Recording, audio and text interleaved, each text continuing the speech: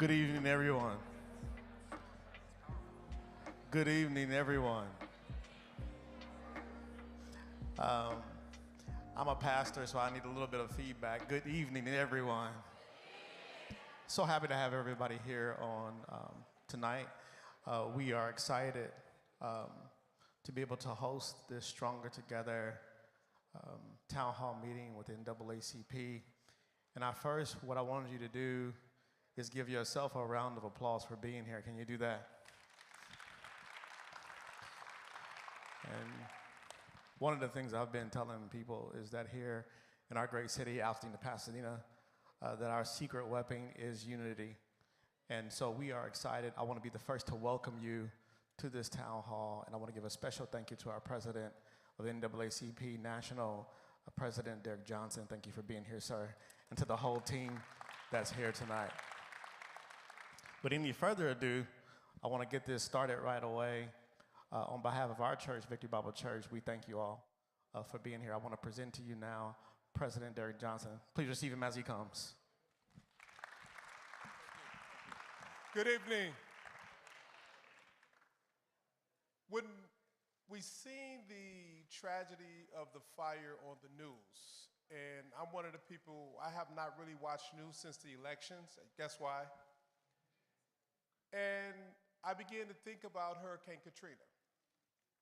And for those of you who may have remembered that natural disaster some 15 years ago, some of us lived through it, and I recognize the urgency of the NAACP getting involved because immediately following Katrina, several things happened that I'm sure is taking place in this community.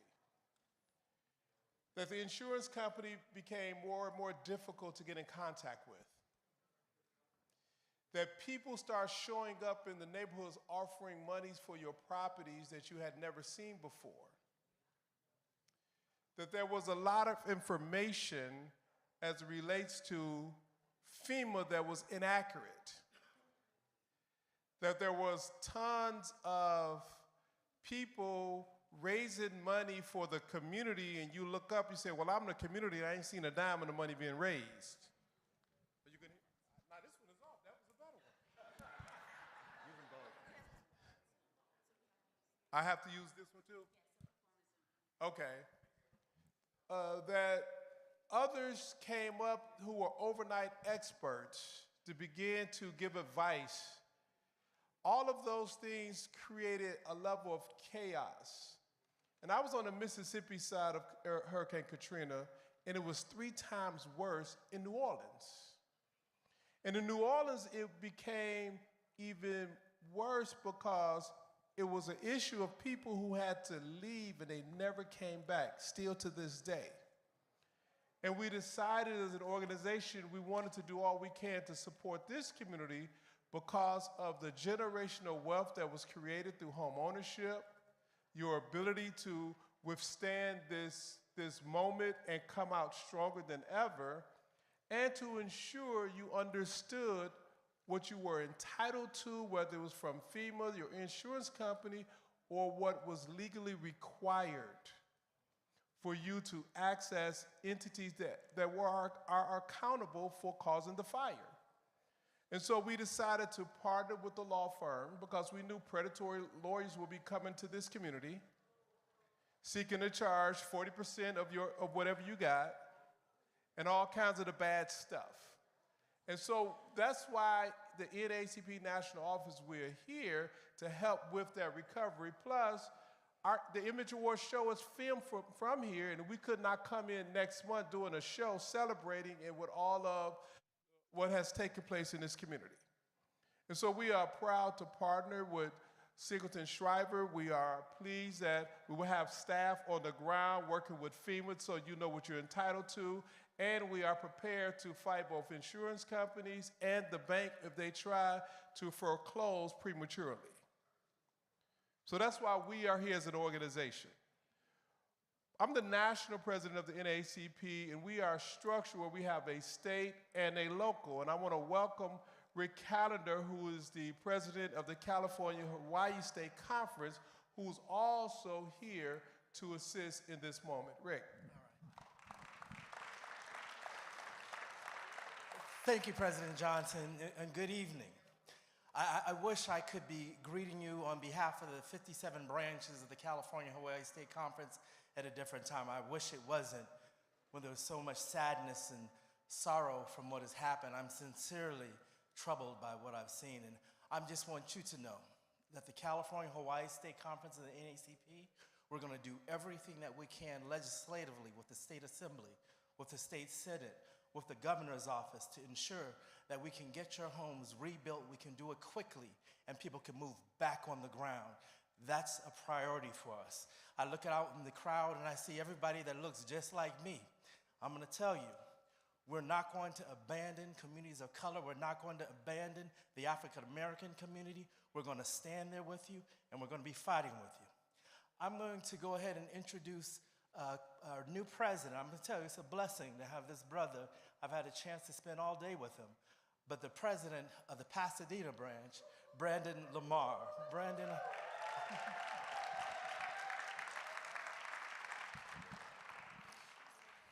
All right. This one? All right, we're gonna get this figured out. Hey family, how you doing? Hey family, how you doing? I'm from here, so we family, born and raised, and I ain't went nowhere yet. If you have been victimized from this fire, can you just stand? I think it's important for people to see.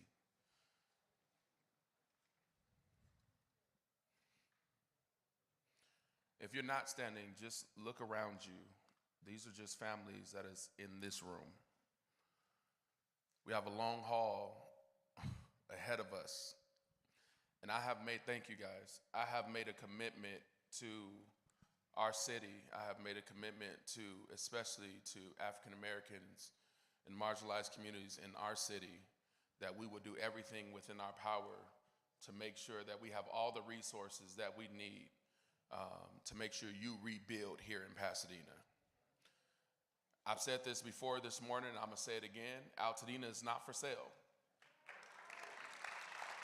So if you are here, if you're watching, and you think we're gonna allow you to come into our community and take what is ours for pennies on the dollar, it's not gonna happen. Our community has already been reaching out, people have already been reaching out to families since day one of the fire. They have no respect. But I'm telling you now that we're doing every single thing within our power to make sure that you have the ability to build here. At the end of the day, GoFundMe is not enough. For a lot of people, the insurance won't be enough. So we want to make sure that dollars come here, not only from a local level, a state level, but a national level, so that we can rebuild this community and make it better than ever. We literally had a meeting with our governor earlier today, and after our meeting, he went to sign a bill for $2.5 billion that will come down to our communities to make sure that we have the resources that we need. So I promise you, from a person that is here, from a person whose family's from Altadena, from a person that grandparents built their church in Altadena and went to school in Altadena, Edison Elementary, where I went, is gone. Elliott Middle School that I went to is gone. I will make sure that we do whatever we can to make sure we come back stronger than ever. God bless you. Thank you so much.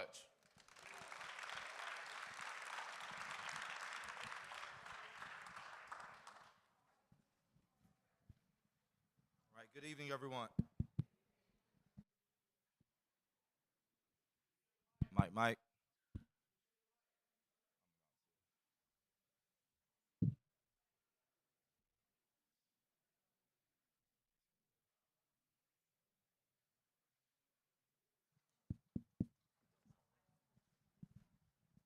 Here we go. Can we hear me now? All right, good evening, everyone. We're going to transition over now into the town hall portion of this session this evening. As you heard from President Johnson, President Callender, and President Lamar, NAACP is in this with you all. And so for our first speakers this evening, we'll bring up Mr. Curtis Brown, Federal Coordinating Officer for FEMA, to talk about some of the work that FEMA is already coordinating here on the ground in the Pasadena-Altadena area. Curtis. Thank you. My name is Curtis Brown, as mentioned. I'm the Federal Coordinating Officer to oversee the disaster.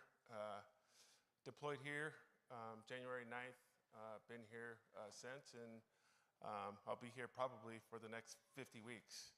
Prior to deploying here, I deployed to Maui after their wildfires. I was a day after their wildfires, and I spent 50 weeks delivering FEMA programs to Maui. I'm not comparing Pasadena to Maui. I think the benefit of me deploying to Maui for 50 weeks, it gave me the insight to FEMA programs so I can deliver those programs more efficiently to you.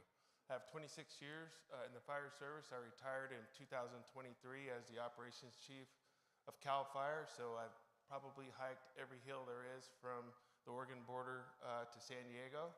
I'm a native Temecula, so I live less than an hour and a half from here, so I'm here for you. Currently at the JFO that we have here in Pasadena, we have over 500 FEMA staff deployed to deliver the programs to you.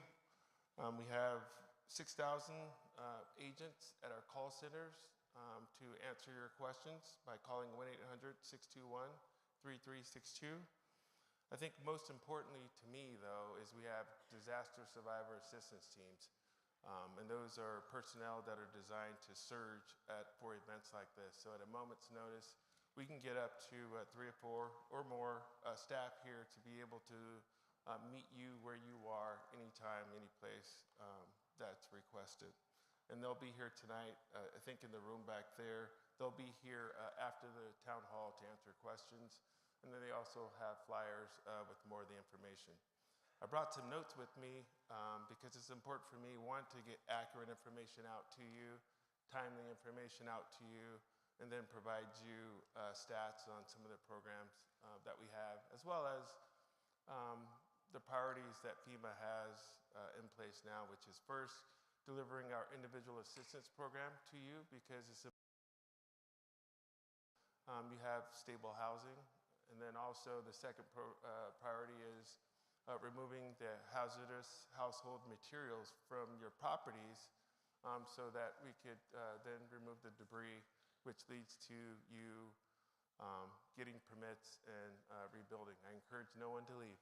Please don't leave, right? Just take it day by day and make a commitment to yourself to stay in your community. Let's see here. So to date, we have over 106,000 folks that have registered for FEMA assistance. We've delivered $38.8 million to over 14,000 households. 4.3 of that is for housing assistance, repair, replacement, and rental assistance, and $34.4 million in other needs assistance. And 13.1 of that $34 million is for serious needs assistance, so that's at $770 that some of you may have gotten. We've been messaging, and you can tell by the numbers of our 106,000 that have registered to apply for FEMA assistance. There's 2 grants available, up to $43,600 each. The first grant is for other needs assistance. So those are things for like personal property, medical and dental, transportation, funeral cost, and miscellaneous items that may have been in your house. The second grant, up to $43,600, is for repair, replacement, lodging expenses, and reimbursement from other things. For rental assistance, it does not count. If you get FEMA rental assistance, it doesn't count towards your grant. So if you got the max grant, which there's not a lot of folks get the max grant, but you're able to. By getting FEMA rental assistance, it doesn't count towards that. So it's not deducted from that $43,600 if you got $43,600 if you qualified for that grant.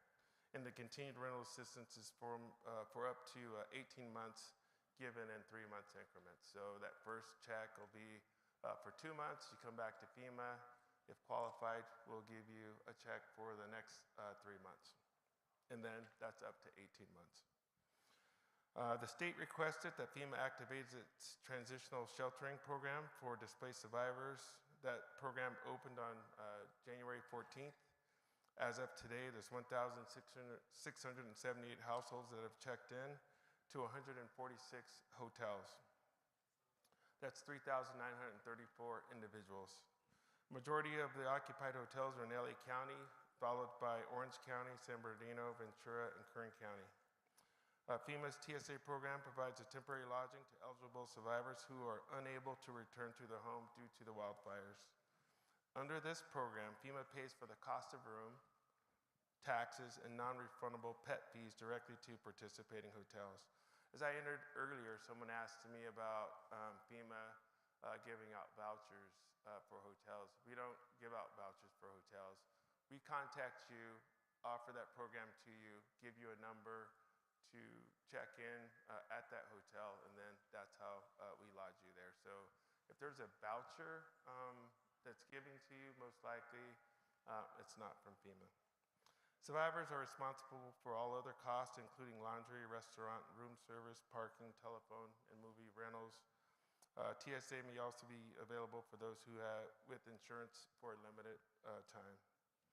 So like I said before, you don't need to request this type of assistance. We'll contact you. As mandatory evacuations lift, we'll start to see a decline in our TSA program because there are folks in the TSA program that's using that program that were under a mandatory evacuation and obviously couldn't live in their house. And so with the evacuations lifted over the next couple of days, we'll start to see a decline in the TSA program. Applying for assistance. Every head of household applied for FEMA assistance. Not everyone that lives in that household. If you have, for instance, lived at 143 5th Street, and you were sublet a room out of there and you have a lease for that, you may also apply for FEMA assistance.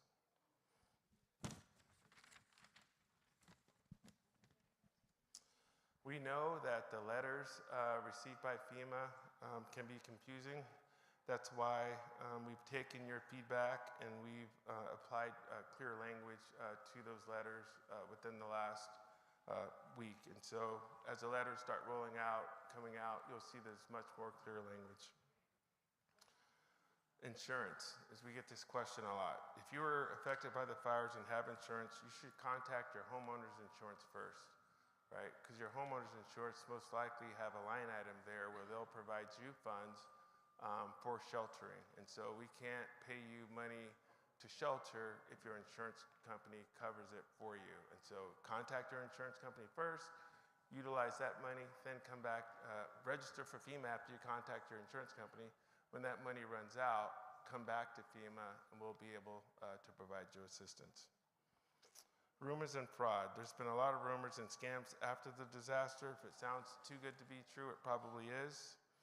We've activated an email, stopfemafraud@fema.dh.gov, or call 866-223-0814 to report fraud or scams. And we've also launched a webpage that you could reach at fema.gov and then just search for rumors. I already mentioned the vouchers. There was also a rumor about FEMA covering 100% of individual costs. What the president said was he covered 100% of firefighting costs and debris removal, which includes reimbursement and provisions of federal resources for the local government and not individuals, not 100% of impacted survivors' cost. The rumor regarding GoFundMe page, FEMA, when you register, we don't check to see if you have a GoFundMe page. But if it ever were known to FEMA that you had a GoFundMe page, for instance, we don't duplicate benefits. And so if you had a GoFundMe page regarding paying for a car that you lost in the fire, and then FEMA found out about it and gave you money to replace that car, that'd be considered a duplication of benefits. So don't be afraid to advocate or don't pull down your GoFundMe page. I'd move forward with that because we don't check for GoFundMe pages when you register for FEMA. We have 2 disaster recovery centers open right now, one at UCLA Research Park West, and a mobile DRC at the Pasadena City College. And then as of yesterday, we're looking at it, we signed a lease on a new location about a half mile from here, 25,000 square feet. I'm gonna have all those resources. If you've been to the Disaster Recovery Center, one of the 2 that's open now, you can imagine 25,000 square feet, you get more resources there. I think there'll be a little transition between DRC 1, 2, and 3 being open all at the same time, and then depending on if the local, county, state, or volunteer agencies can staff all 3, then we'll staff all 3. If not, they'll most likely have to triage whether or not to shut down number 2, but that decision hasn't been made yet. As I said before, our primary responsibility now and our priority now is to get you stabilized and sheltered. The next priority is removing household hazardous materials. The state requested that FEMA remove all household hazardous materials from properties impacted by the fires. This is the first step in you rebuilding your home. We've directed the US EPA to do this and allocated an initial $175 million to get them started. They will initially assemble up to 60 field teams, which equates to about 500 personnel. Over the last week, they've been conducting full assessments to determine the scope and scale of the HHM removal. We expect to begin removing HHM for both fires starting on Monday the 22nd. So right now, over the last couple days, they've been clearing the staging areas where they take all the hazardous material from your home and the lithium-ion batteries. And like I said, they'll start removing, going onto properties on Monday, January 27th. And their mission truly is to reduce the threat of immediate hazards. The next step in the process is debris removal. The governor requested that FEMA remove all and dispose of debris and hazard trees from private properties burned by the wildfires on the 16th of January. And we approved that request on the 18th. The U.S. Army Corps of Engineers has been assigned, and we've allocated $550 million to that cause. The current estimate for the entire operation is estimated to be $2.5 billion for debris removal. All counties have opted in to the Army Corps removing the debris, and so you can reach out to your local elected leaders and thank them for that effort, because I think they truly thought that by having the U.S. Army Corps remove the debris, it would expedite the permitting process for you.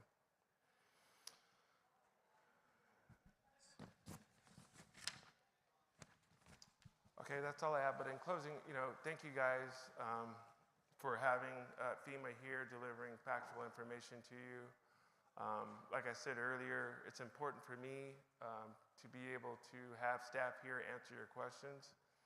If you know of anyone that has or wants to host an event similar to this with impacted survivors, Brandon Munson standing there, he'll be here till the end. Reach out to Brandon and we'll get staff there for you anytime like we've done tonight. We also have flyers here, disaster survivor assistance team to answer your questions in that room over there, or Brandon or Brandy sitting over there. I'll be here to answer your questions as well. Thank you.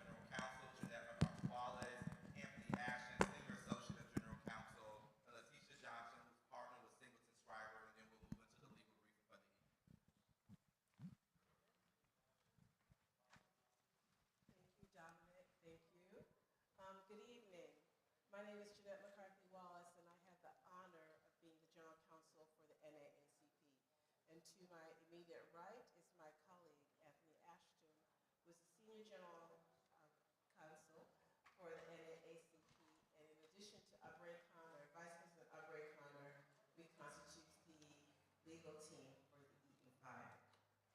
Since 1909, the NAACP has been fighting for the rights of Black Americans. Through the involvement of the Office of General Counsel, we will do just that on behalf of those who have been significantly and detrimentally affected by these fires. The NAACP and Singleton Schreiber are partnering to advocate for justice on behalf of the victims of the devastating Eaton Fire and the burning of Altadena. This collaboration marks a significant step in addressing the tragic loss of life, property, and livelihoods. This collaboration will also focus on raising awareness of the disproportionate impacts of disasters like the Eaton Fire on the underserved and vulnerable populations, emphasizing the urgent need for systematic change to prevent such tragedies in the future. Anthony? Good evening. As the General Counsel's Office of the NAACP, we've been fighting for civil rights literally for more than 100 years. We are the oldest and largest civil rights organization in this country. Your rights are something that we're fighting for again now. And whereas when we filed Brown versus Board of Education, we were fighting for the rights of Black folks generally. With regard to what's going on now, we're fighting for the rights of folks individually. Someone asked, how did you end up partnering with Singleton Schreiber? And that's very simple. We, throughout our work with some of the best lawyers literally in the country. And that's every day, day in, day out, for fighting for civil rights. With regard to this action, we were charged with, by our president, find the best fire litigation firm that you can and partner with them. I will say this, and I'm allowed to say this because I can brag about them rather than them doing it themselves, but they have represented more fire victims than any other law firm in this country, and that's why we're working with them. Our goal is to make sure that each and every one of you that chooses to pursue litigation is made whole to the best of our ability. You can applaud, that's all right.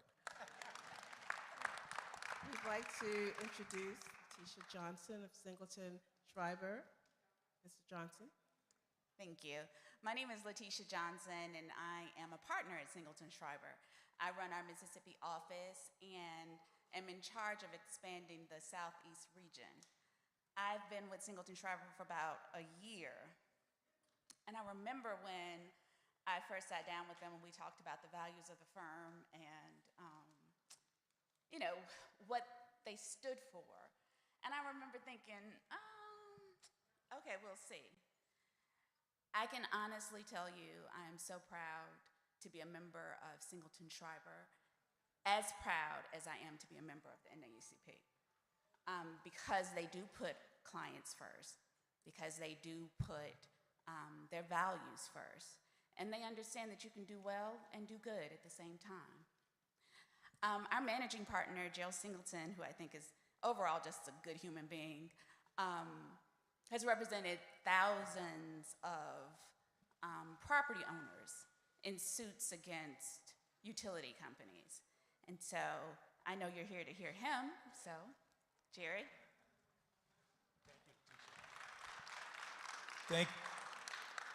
Thank you very much. It really is an honor to be here. Want to thank all of you for coming out. And the other thing that I want to do whenever we do these talks, when we get started, I just want to say that, can everybody hear me in the back? Perfect. I just want to say how sorry we are for your loss. If you're here, it means that either you or someone you love has suffered a loss, and that is something that we take very seriously. As several people said, our goal here is to make sure that every one of our clients has the resources necessary to rebuild. There was a really unique community that was significantly damaged by this fire. And one of the things that I love about doing this kind of work, and we do a lot of different types of cases. We represent wrongful death, we represent traumatic brain injuries, just all kinds of things. But the thing that I really love about doing fire litigation is that when the clients come to us, oftentimes they're suffering, they're at one of the lowest points in their lives. But if we do our job correctly, then we are part of helping them overcome that, and we can see the transformation. Our part in that is small. All we're doing is getting you the resources. All of you are doing the hard work, but just seeing that and seeing communities come together is inspiring. And that's one of the things that I really love about this type of work and that I really love about this opportunity. Because I think everyone heard President Lamar. He's from here, and he talked about how critical it is to rebuild this community. And what we're going to do is to make sure that all of you have the resources to do that. So what I'd like to do is talk about the case in general, let you know the newest information we have, and then also answer questions. And one thing that I really encourage people to do is to shout out your questions. If you're reluctant to shout it out, just raise your hand and we'll call on you. But the whole purpose of this is to give all of you the information that you need to make decisions. And we can't do that if it's just me talking. So anytime you have questions, please let us know. If you're thinking it, odds are your neighbor or somebody else is thinking it, and we can get that information out. So starting at the beginning, what we do is represent individuals in suits against utility companies that start these fires. I'm sure you've all heard about the possibility that Edison, Southern California Edison, is responsible. So let me talk a little bit about the issue of liability. Now, I want to be very clear. There has been no official determination of liability. Obviously, there hasn't been a trial. All we have to go on is the evidence available.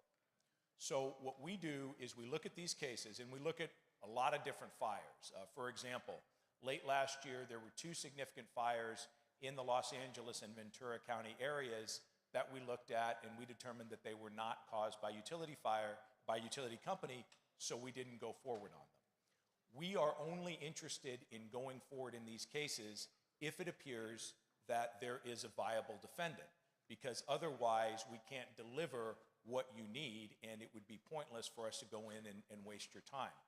So when we're looking at this, we're doing everything we can to determine whether or not the defendant is actually responsible. With Edison, I'm sure everyone has seen the videos online of the arcing.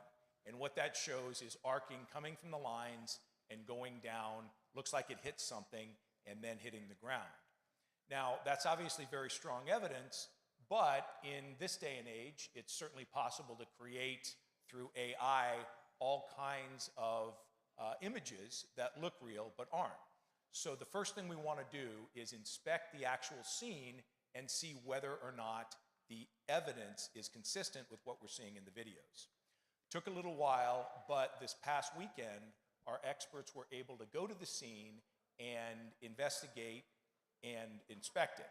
Now, these experts are retired arson investigators, and collectively, the 2 that we hire have investigated well over 1,000 fires. And this is all different kind of fires: utility, other types of human causes, whether it's arson, whether it's a campfire, fireworks, somebody throwing out a cigarette.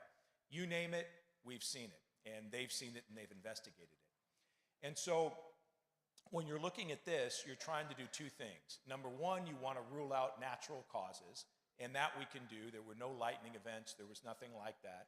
And the second thing you're looking at is whether or not there's any other human cause.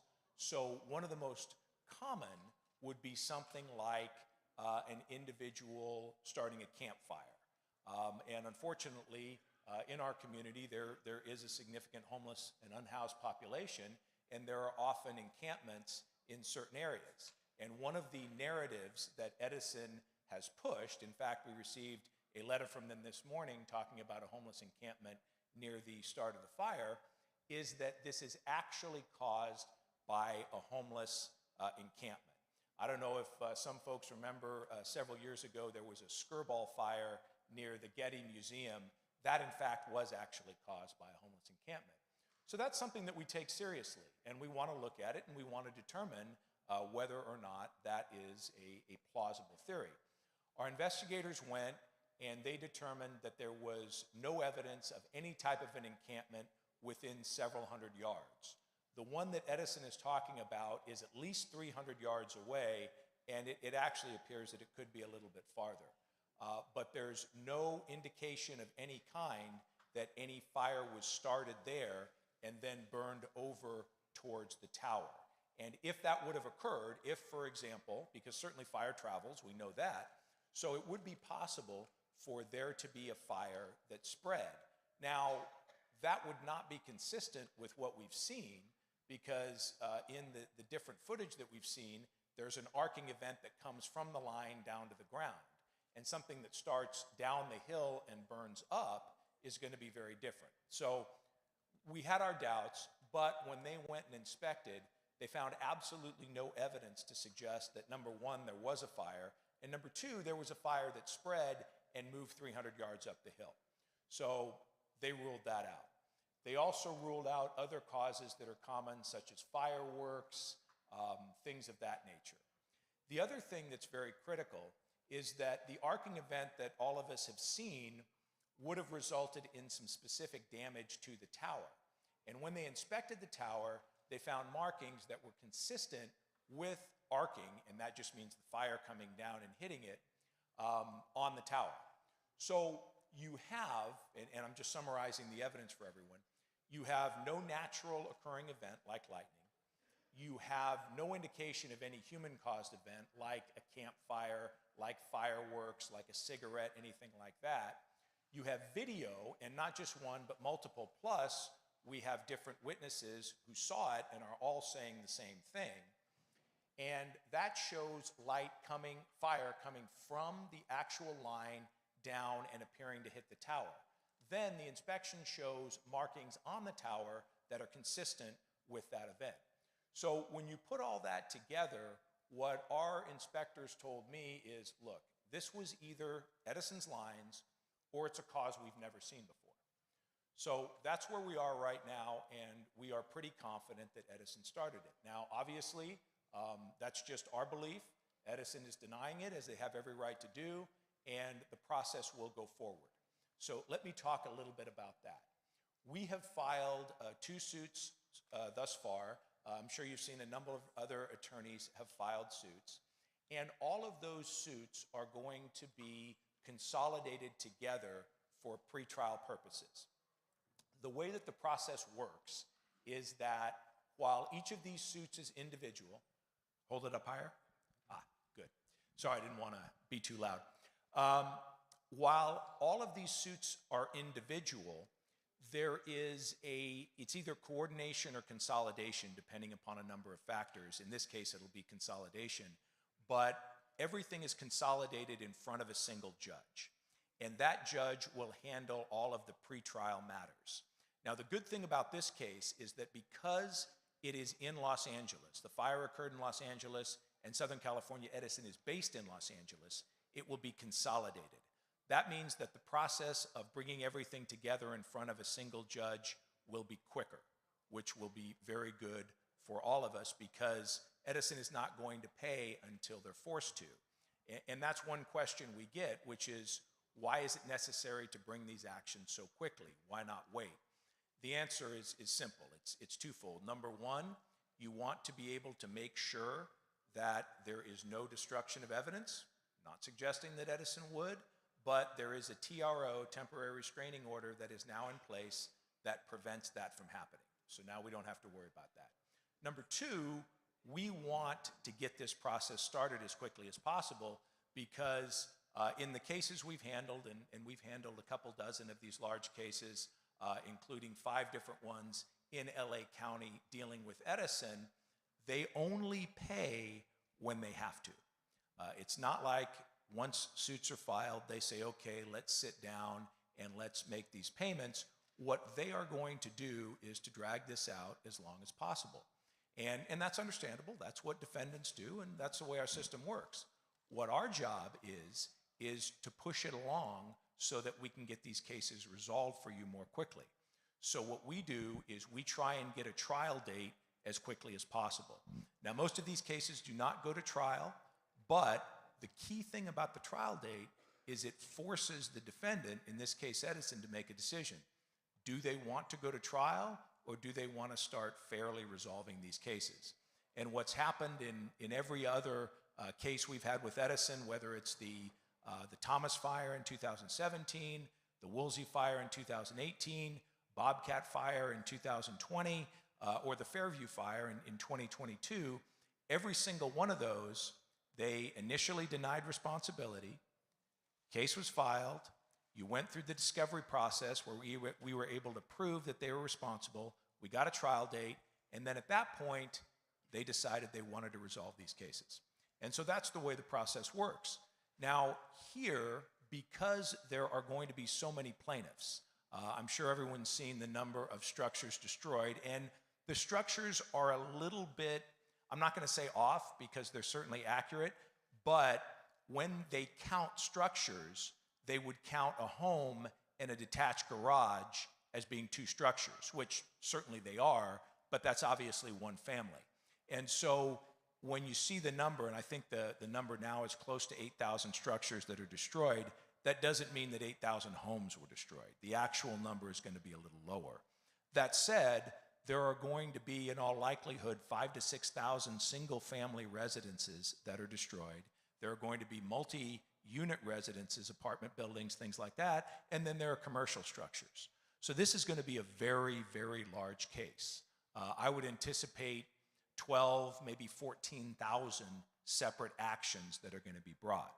And so what we want to do is we want to move that process along. We want to get a trial date, and we want to push it so that Edison has to either start trying these cases or get into a mediation process where we start resolving them.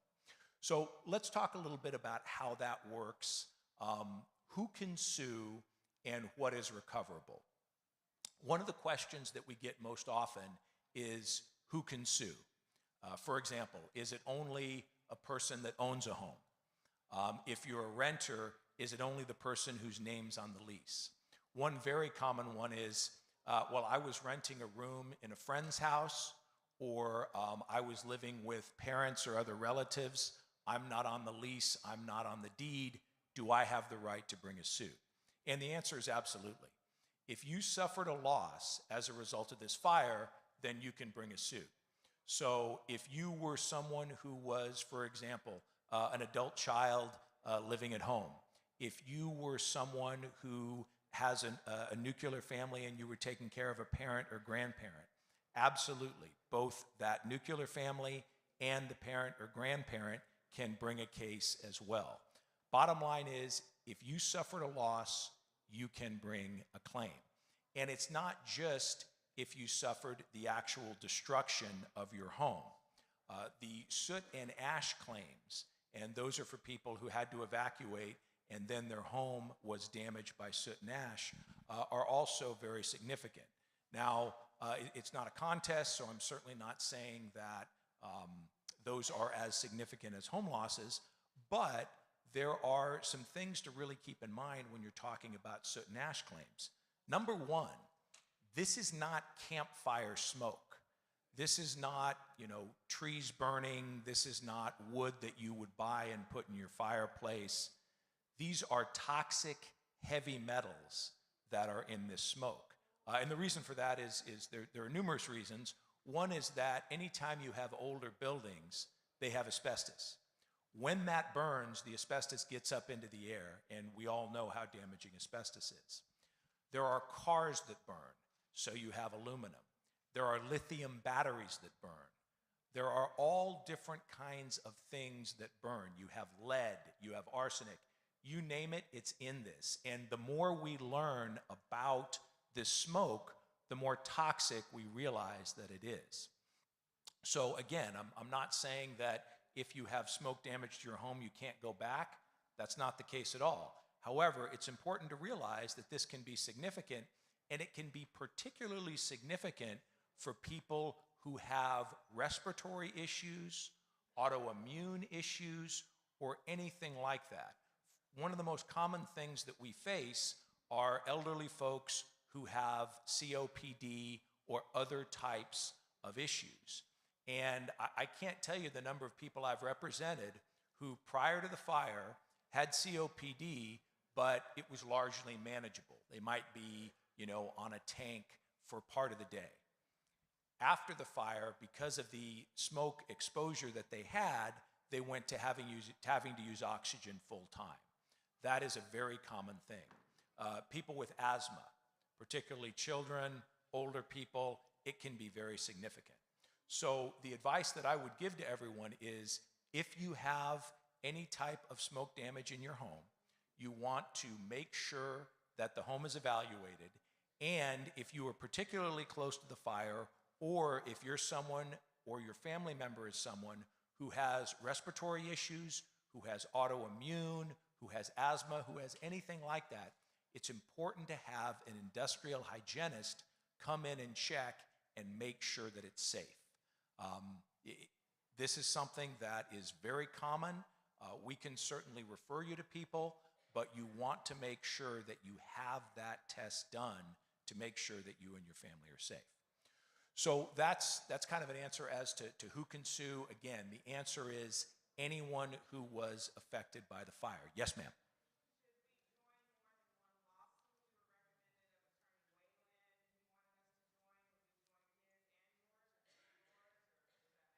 Okay, that's a great question. The question was, should we join more than one lawsuit? And the answer is no. Absolutely not. You only want to join one suit, because what will happen if you join two suits is that, let's say you hired us and you hired somebody else, both of us would file for you. The defense would get notice of that, and they would notify us that you each have the same client and only one of you can represent her.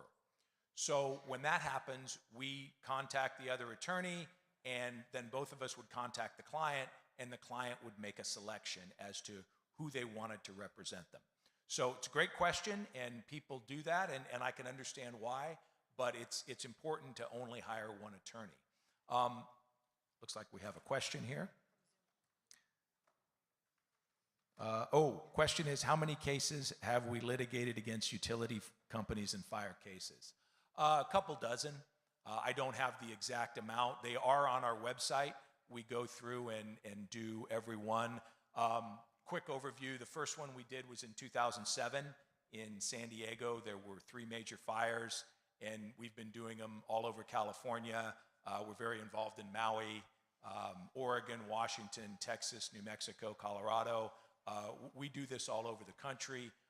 That's why we have a large firm. We have 80 lawyers. We have over 400 people. And the reason for that is it's necessary to be able to handle all these cases to work them up. Yes, ma'am, you had a question?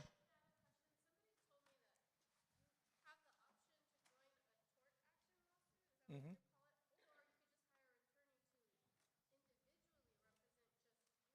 Okay.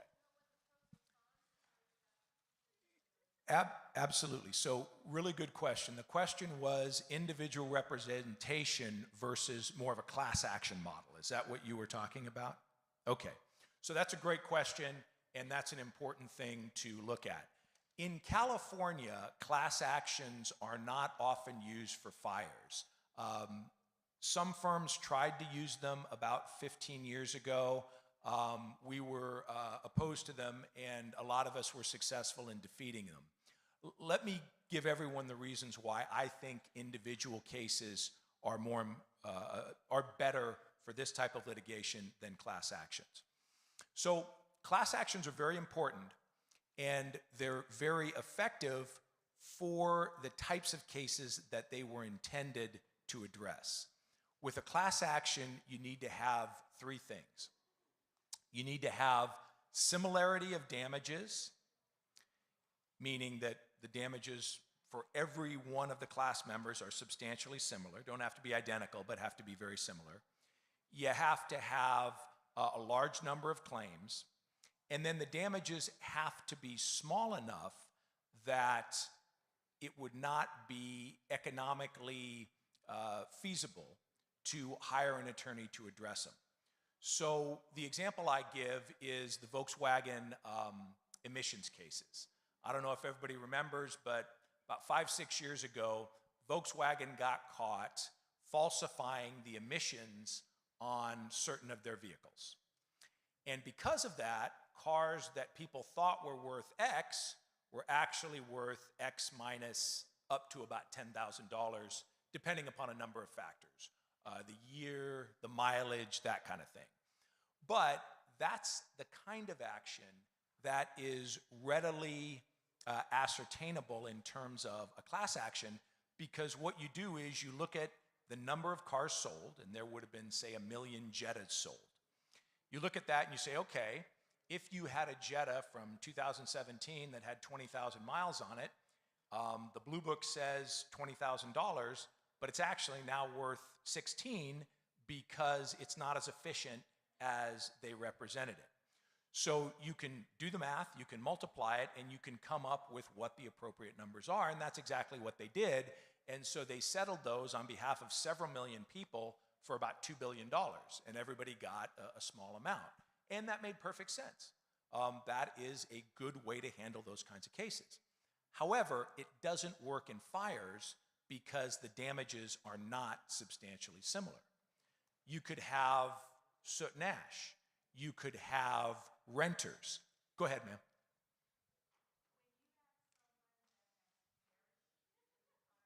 Mm-hmm.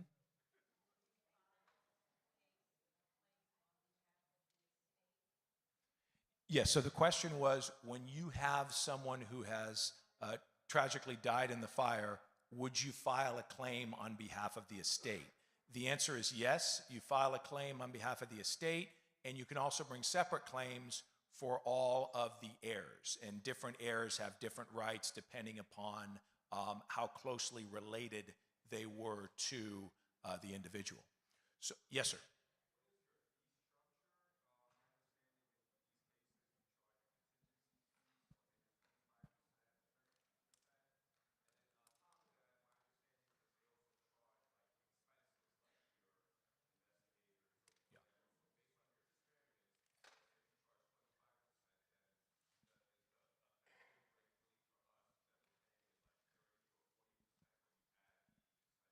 Okay, that's a great question. The question was the fee structure.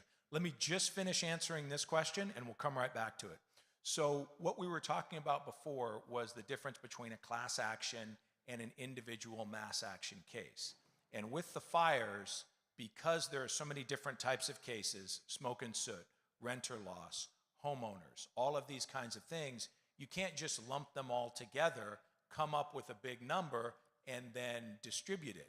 That works great for a couple of different groups. One is the defendant, because they're able to immediately know what their full liability is and pay that out. And two, the plaintiff's attorneys who bring the suit, because they get paid off the top and they're very happy, and then a special master will make the allocation and their job's much easier. That's not the way we handle these cases. What we do is work each one of them up individually. And so your claim may be different than your neighbor's. You may have lost a home that you owned, and so you're going to have your structure, you're going to have your personal property, you're going to have landscaping, you may have erosion damages depending upon a number of factors, all of those things. Your neighbor, who may have the exact same home, was a renter. So while they are certainly going to have a claim, they're going to have personal property, they're going to have emotional distress, they're going to have all those claims, their claim is going to be very different from yours, and because yours is going to have all these other components, yours is, in all likelihood, going to be a higher value in terms of money than theirs. And so again, the way that we approach these cases is we work each one of them up individually, and we settle each one of them individually. So there's no class settlement where we just get a huge amount of money and then everybody essentially has to fight over it. It's each individual case. This person, if they're happy with their amount, can settle, and their neighbor could say, no, I'm not happy with that, I want to move forward, and that's fine. but that's how we do these cases, and that's why I think it's so important to do them as what we call mass torts, which is a number of cases combined together for pretrial purposes, but still resolved individually, versus the class action model. Getting back to your question, sir. So that was a great question, and the question, in case everyone, some may not have been able to hear in the back, the question was, what is the fee structure, number one? And number two, with costs, what is the actual rate, the real rate that people are going to experience? So I can tell you about our fee structure, and then I can tell you what you usually see in these cases. Typically, in these types of cases, it runs from 25% to 40%. And it's a contingency, meaning that there's no money up front, and the attorney will advance all costs, and they will be paid at the end based upon a percentage. The percentage that we charge is 25%. I haven't seen anybody in this fire charging 40. I have seen it in some others. I know there are some folks that are still at a third, and I'm sure there are people that are below. I don't personally know anybody who is. Most of the people I know are charging 25. And I think for this fire, 25 is reasonable and is where it should be. Initially, our standard is a third, so that's where we were. But when we looked at it, we felt 25 made more sense, so we dropped it down to 25. So that's where it is. Let me get back to you in 1 second. I want to answer the second part of the question. So the second part of the question is, what about costs? So costs are what it costs to work up the entire case, the liability, and then for each individual, there are going to be individual costs. So all of our clients will have two different kinds of costs. One is joint costs, and one are individual costs. Now, the joint costs are going to be very, very low for a couple of reasons. One is that in most cases, we have a large number of clients, usually between 1 and 3,000, depending upon the size of the case. And we share all joint costs among our clients on a pro rata basis. And because of that, it's typically less than 1/2 of 1%. And these joint costs are things like depositions, liability experts, things like that, investigators, things that you need. But it's very, very low. It's typically about 1/2 of 1%. In this case, we have put together a group of all of the other individual plaintiffs' attorneys. We had our first call earlier this week, and we're having a recurring call Monday afternoons. And one of the things that we're going to do is have a joint group of liability experts. We always hire our own experts just to make sure that we have them. But what we've said to a number of other firms is, look, rather than have you guys either not have experts or just hire your own individual, you're welcome to come along and join us, use ours, and we can share the costs. So that will further bring down the costs for each of our clients. So I would anticipate that it will be significantly less than that 1/2 of 1%. But that's only part. 1 second, let me just finish this one. This gentleman had a question, and then I will get to you. The other are the individual costs, and those are what is required to work up your damages. If you're a renter, you probably are not going to have much in the way of individual damage costs. You might have had some unusual item that we would have to hire somebody to appraise, so that could be one thing. Or in rare circumstances, you could have had either physical injury or extreme psychological distress, such that you needed us to hire a psychologist or psychiatrist to render an opinion. That's very rare, doesn't usually happen, but it could. So usually renters don't have much, if anything, by way of those individual costs. A homeowner is going to have a number of these costs. One is going to be the contractor, because we have to hire a contractor to give us an estimate as to what it would cost to rebuild what you had. You're probably going to have a landscape, either a landscaper or an arborist, depending upon where your home was. Most people in the immediate Altadena area are going to have landscapers, but there are some, as you get farther out, that had larger trees that may need arborists. So that's a different cost. Some people, particularly the ones that are near the hillside, may need erosion experts. Erosion, it's going to be less of an issue here, but it's often a huge problem in these fires.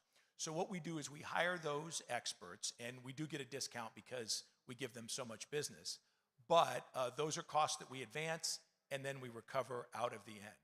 They're usually very low, the costs, typically somewhere in the $5,000 to $10,000 range for all of the experts. So if the fee is 25%, the costs are usually less than 2%. I can't guarantee that because everyone is different, but that's what you're looking at. So you're probably looking at a real, when everything is done, of about 27%. That's my best estimate. Yes, sir, you had a question, and then let's go into the back.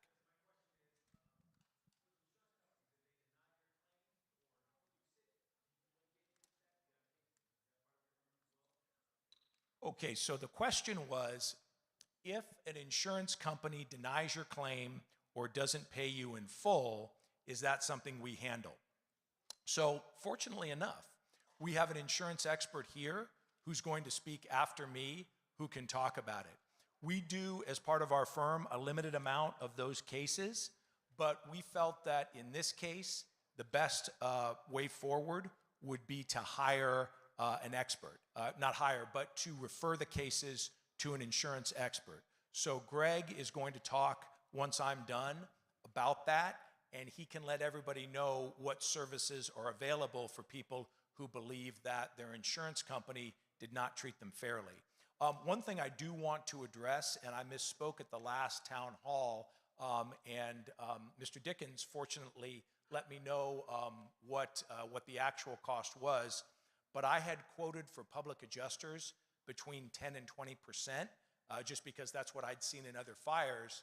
But he let me know that in this case, there are public adjusters who are charging less, some of whom are charging 5%, that sort of thing. So he and I are going to speak afterwards, and one of the things that we're going to put on our resource page is a reference to public adjusters who are charging less in case people are interested. And I just want to say we're not suggesting that anyone hire any of the people on our resource page. We're not saying you have to, anything like that. All we're saying is one of the things we want to do is give you as much information as possible. So when we come across a service that our clients may be interested in, if we're able to vet that person and we think they'd be good, then we put them on there. But again, we're not saying by any means that you have to hire anybody on there. Yes, in the back.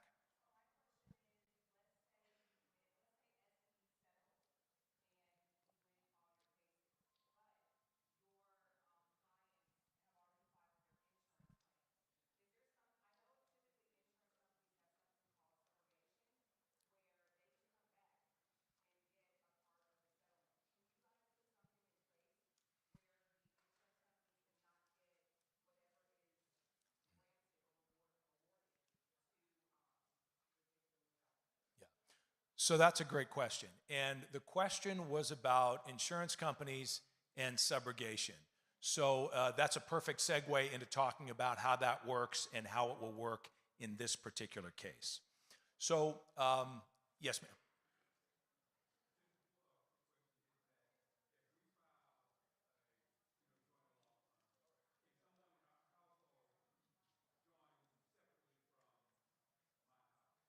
Yes, absolutely. So before we do subrogation, let me just answer this quick one. The question was, if this couple were to file, can someone in their home file a separate suit? And the answer is absolutely. It would just be limited to their losses, not yours. Oh, absolutely. They can hire a different firm. Was that the question? Yes, yes, absolutely. So let's say, for example, that the two of you own your home and you want to hire us. And so you hire us, we represent you, and we go through and document all of your damages. We bring a suit on your behalf. Let's say you have an adult child and that person has a relationship with another attorney or finds another attorney that they want to go with. They have the absolute right to do that, but it would only apply to their damages. So their emotional distress and their personal property is how it would work. So answering the question, and again, this is a key one, it's how insurance works in terms of subrogation, and the other key part is what the interplay is in these cases between insurance and the claim that you're going to make. Because while a lot of people have had their insurance canceled, most people do have insurance. It's going to be probably around 80%. So what we are doing in these claims is we are suing for the uninsured portion. And so the way that we determine that is this. If you're a homeowner, you're in all likelihood going to have, it's different if you have Fair Plan, but if you have a standard, you're going to have coverage A, which would cover your structure, coverage B, which would cover your contents, and then coverage C, which would cover outbuildings, landscaping, things like that. You'll also have loss of use, also called ALE, alternate living expenses. Depends on the type of policy. So what we do is we have experts who will come in and determine what your total loss is. So with the structure, you're probably going to be underinsured to a certain extent. Usually it's between $100,000 and $300,000 for an average home. So we take that amount, and again, let's just say it's $600,000 for insurance, and the actual cost is going to be $900,000. We take that amount, which is $300,000, and we are suing for that. Now let's go to your personal property. You're probably going to have a shortfall of anywhere between $50,000 to $250,000, depending upon a number of factors. And a lot of people will look at the number, because it'll usually be between $300,000 and $500,000, and say, hey, that's going to be plenty for my personal property. And it's a lot of money. But one of the things that I've learned doing this as many times as I have is we accumulate a lot of stuff. And so when you make those lists up, it turns out that I would say 75% of my clients have a gap between what their personal property pays them and what their actual loss is. So that could be another $100,000, so we'd put that in there. Now you've got the 3 and you've got the 1. Let's say with your landscaping, your limit's $50,000 and it's going to cost you $75,000 to re-landscape, put in a new tree, put in new sprinklers, all of that kind of stuff. So you've got a $25,000 gap. So you look at that, and that is around $425,000. That's what we are going to be suing for. We're suing for the difference between what your insurance company paid or what the policy limits are, if it looks like you're going to get policy limits, and what you're actually going to need to be made whole. And one of the good things about this type of suit is that because there's a cause of action called inverse condemnation, which is very unusual, it has a fee shifting provision. In most cases, they go under what's called the American rule. And the American rule just means that everybody pays their own attorney fees. But with the fee shifting provision under inverse condemnation, for all your real and personal property damages, the defendant has to contribute a reasonable amount of attorney fees. So what we would do is we'd look at that $425,000, we'd figure out what the attorney fees are on that, and we'd put that on top of it. In addition, they have to pay your reasonable costs of suit and prejudgment interest. Now, it's a low amount. It's usually between 1% and 2%. It's not what you would actually get, but it is something. We put all that together, and those are the economic damages that we're suing for. But that's only half of it, because the other half are the non-economic damages, and those are very significant. That's everything that you're going through. That is, if you were somebody that had to flee the fire, that emotional distress you experienced.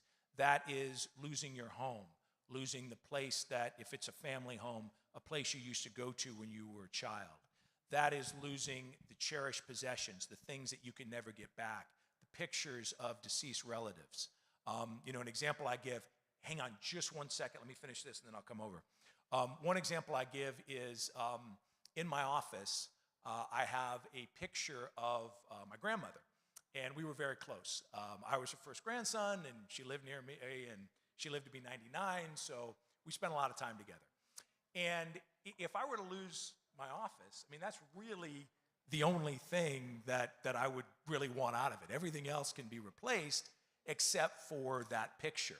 And that's what we mean by a cherished possession, something that does not have any fair market value or any significant fair market value, but it means a lot to you. Something that your children made you when they were in kindergarten. Those kinds of things, those are cherished possessions. And that all comes under that emotional distress. So all of that is a huge loss, and we're going to sue for that non-economic in addition to the economic. We put all that together. We submit a demand packet, which is supported by, it's basically a spreadsheet, but then it is supported by all of the different reports, a narrative of what you went through, all of those things. That's the workup element, and then we make that demand. Then we'll go to a mediation. They'll come in and they'll say, you're way too high, it should be a fraction of that. We fight back and forth, we get to a number, and then you make the individual decision, do I want to settle for that or do I not? But to your question, and I'm sorry for the long lead up, but I just wanted to make sure we talked about that. To your question, the insurance company can't come back and try and get anything because we've already taken out what they paid you. And the reason we do that, because a lot of people say, well, wait a minute, I paid for my insurance. Why is Edison getting the benefit of it? The answer is they're not. Your insurance company, whether you have Farmers or State Farm or Allstate or USAA, Geico, any of those, is going to file their own suit, a subrogation action, and they're going to try and recover what they paid out. In this fire, that will probably be several $billions. And so they're going to be filing that suit, and they're going to be trying to recover that. But the good news is, to go to your question, they cannot now come back after that and try and get any of your money. Yeah. So let me go over here, and then let's go over here. Yes, ma'am.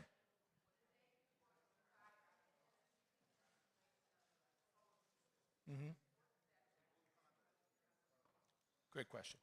Okay, so the question was, the day before the fire, you just completed a solar system.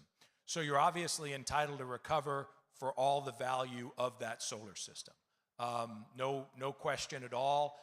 One of the things that people ask is, well, you know, how do I prove it? Because a lot of times with the solar system, it should be okay, but for a lot of times people say, well, I had this personal property, but if I did have any receipts, everything was burned. So the way that you do that is it can be your testimony, it can be the testimony of friends, relatives, but the other thing is, I'm not a big fan of social media, but one thing that has helped my practice immensely is that a lot of people take a lot of pictures. And in the background is a lot of stuff.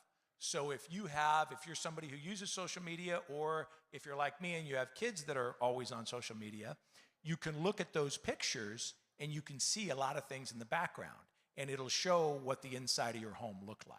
So that can be very helpful. Yes, ma'am, I think right here had a question, and then let's come over here. We'll come over there. Let's do this right here.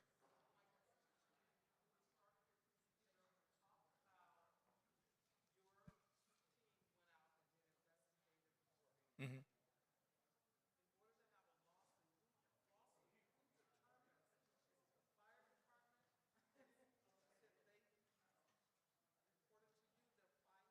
Mm-hmm. Great question. Okay, so the question was, at the beginning, we talked about what our investigators saw when they went out and did the inspection of Edison's equipment. So the question was, who ultimately makes the determination of whether or not Edison is at fault? And the answer is there are going to be two separate determinations that are made. The first is going to be by either the Los Angeles County Fire or by CAL FIRE, and they will determine the cause as they believe it, and they'll write a report of investigation. Now, while that is very helpful, and we always look at those, that's not binding in court. That's just, it's like a police report. So, and if you've ever seen a police report, oftentimes they're accurate, but sometimes they're not. And with the same thing here, in all the fires I've investigated, I'd say CAL FIRE's gotten it wrong twice. So, you know, they're over 90%, but it's not always right. And Edison certainly doesn't have to accept their finding as gospel. They can say, nope, we disagree with it. So the ultimate decision in our case will be made by a jury. If we do go to trial, and if Edison doesn't want to settle, then there will be two decisions that will be made. One will be by a jury as to whether or not they believe Edison was negligent, and another will be by the Superior Court judge who's assigned to the case. That judge will decide whether or not they believe Edison is liable in inverse condemnation because there's a different standard and that determination is made by the Superior Court judge. The good news, though, is that the judge is not making the determination on damages. Inverse condemnation is a two-pronged case. One is the determination of fault, which is made by a judge. Then the damages are made by a jury. So either way, we'll get a jury, and the jury will determine what your losses are. I think right here and then right there. Yes. Okay.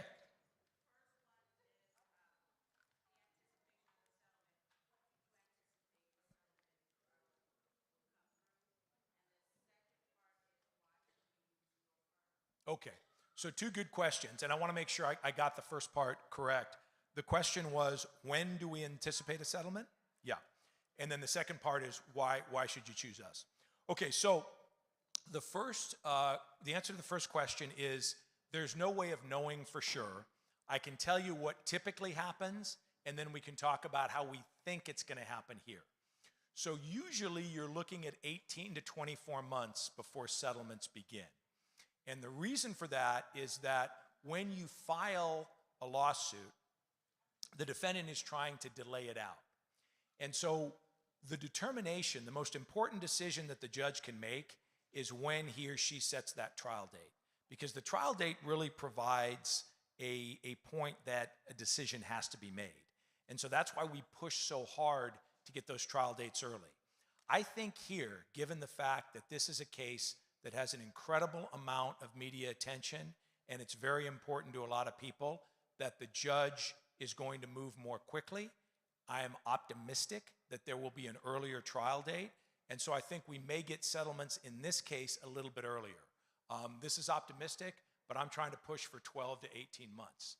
It would be great if it was before that, but I mean, realistically, the quickest we've ever gotten a settlement was 10 and a half months. That was in a smaller fire. It was dealing with PG&E, and PG&E at the time had a severe image problem, and so they were thinking, if we can start settling these cases early and show that we're a good corporate citizen, it will help us. Plus, it was a much smaller fire. It was at $1 billion total, whereas this is going to be much higher, probably $5 to $7 billion, and possibly even higher, depending upon a number of factors. So that's my answer is, realistically, the average is about 18 to 24 months. We're going to push to make it quicker. So the second question you had, and then we'll come down here. The second question you had was why you should use us. And so I think there's a couple of things that I would say in terms of choosing an attorney. The first thing you want to do is choose the right attorney for your problem. You want to make sure in this case that you have someone who has a lot of experience, not just in fires, but in utility fires. And so, for example, if I were to try to handle a divorce case, I wouldn't know what to do. I've never done that. I mean, I'm sure I could learn, but I don't have any experience with it. Same thing here. You don't want to hire an attorney who doesn't have experience handling these types of cases to represent you. Now, that said, there are a number of attorneys who are very good at this, and I'm certainly not saying we're the only one. Obviously, we think we're very good, but there are other ones. So I think at that point, what you want to do is you want to interview different attorneys, you want to listen to what they say, and you want to find someone that you are comfortable with. One thing that I think is very important is don't be in a hurry. I'm certainly not suggesting that everyone wait until the end of the statute of limitations, which is 2 years for personal injury and emotional distress and 3 years for property damage. I wouldn't recommend waiting that long, but don't feel like you have to make a decision today, tomorrow, or next week. Take your time, really select and make sure that you are comfortable with the attorney. Do they have the capability of handling these cases? Do they answer your questions? Are they responsive? Those are the things that you're looking for, because there are certainly, 4 or 5 firms that do this a lot and are very good, but you want to make sure that you get somebody who you feel comfortable with and you feel like will do a good job representing your individual interests. Just real quick, we had a question here. Oh, okay. So we'll come to that in just 1 second. There's a car blocked in, so we're going to do a public service announcement, please. Public service announcement. We have a blue Honda Accord 7WVMO35. Again, a blue Honda Accord to my left On this side is blocking the car in that needs to get out. California license plates 7WVM035. If you could please go out and move your car so someone can get out. Thank you. All right. I'm proud to say that is not my car, so I'm not the person at fault. Let's go across here, and then we'll come back to this side, because we had some folks that had their hands up. I'm just going to come around here, and then I'll come right back. Yes, ma'am. Go ahead, and then we'll come over here. Yes.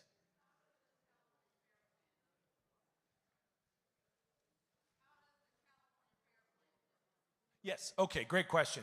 So the question was, insurance, how does the California Fair Plan differ? The answer is that because it is the insurer of last resort, it is not a standard policy. It's going to be more expensive, and the coverage is going to be more limited. So there are versions of the California Fair Plan where people do not have personal contents coverage.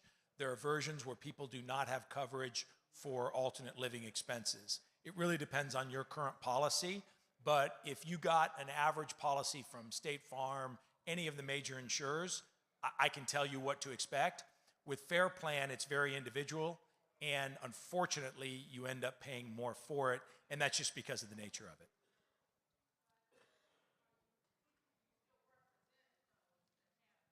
Oh, absolutely.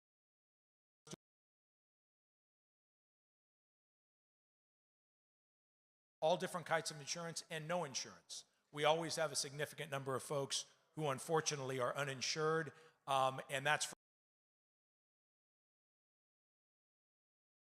insurance companies have been very aggressive about canceling and non-renewing policies. Let's go right here, and then we'll come over there. I'm sorry, let me do this right here, and then I'll come to you.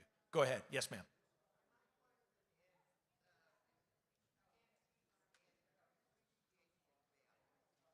Great question. So the question is, if you have an antique, and how that is handled different from a regular piece of property. So the standard when you're dealing with personal property, and this could be an antique, this could be a sofa, a TV, a car, any type of personal property, the standard is fair market value. So as a result, if you have an antique, you could have something that is worth much more than what you paid for it. What you are entitled to recover is the fair market value for that antique. So if you bought it and it was, $2,000, but now it's worth 10, you are entitled to recover 10,000 for that. Yes, ma'am. Oh, an heirloom? Okay, so that's a really good question. So for heirlooms, there's two components to that. One is you're entitled to recover the fair market value, but at the same time, that is a type of cherished possession. For example, if you had a ring that was passed down in your family, that obviously has a fair market value. So it wouldn't be like the picture I have of my grandma, where the only person who's interested in that is me and my sisters, but just, mainly us, doesn't have a fair market value. Whereas a ring or something like that, an antique, is going to. It's an heirloom. So you take the fair market value, and then on top of that, you make a non-economic damage claim because it has sentimental value that is over and above what a typical piece of furniture would. All right, let's come over here. Striped shirt, and then right behind. Go ahead.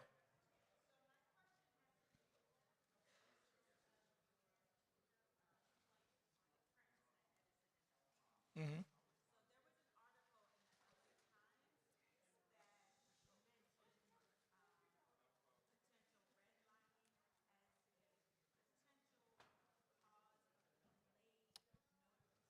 Yeah.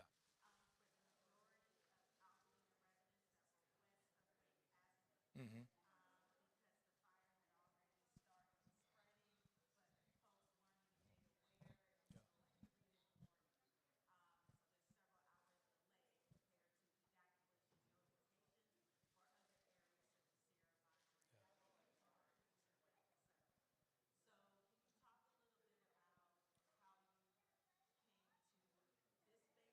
Sure.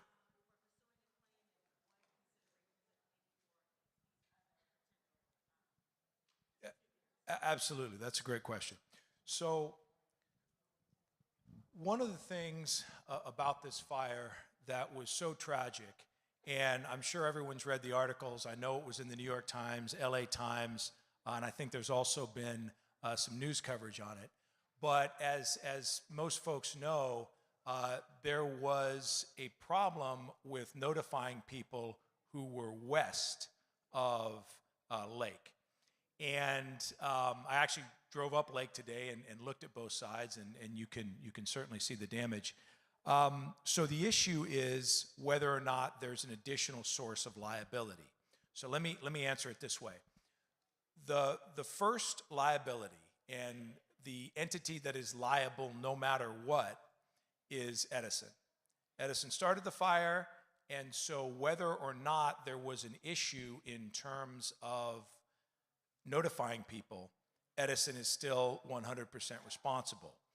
But that doesn't address the very real concern about whether or not there were serious mistakes made, and if there were mistakes made, whether this was a negligence issue of, for example, the folks who made the determination looking at it saying the fire's never going to get west of Lake, so we're not going to send out preliminary notices, or if there was something more nefarious going on. And this is actually something that I was looking at and thinking about earlier today, because it would be nice if we lived in a country where we didn't have to worry about that.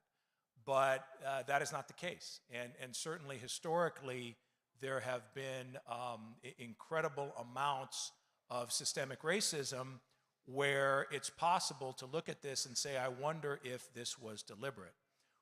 My message to people would be this. This is absolutely something where we need to have a very thorough investigation. I know President Johnson has called for one, and this is something where we have to look at it and we have to find out what happened. For what it's worth, I personally don't think it makes sense to jump to those conclusions until we have more evidence. So I think what we have to do is do an investigation and look at it and see why these determinations were made.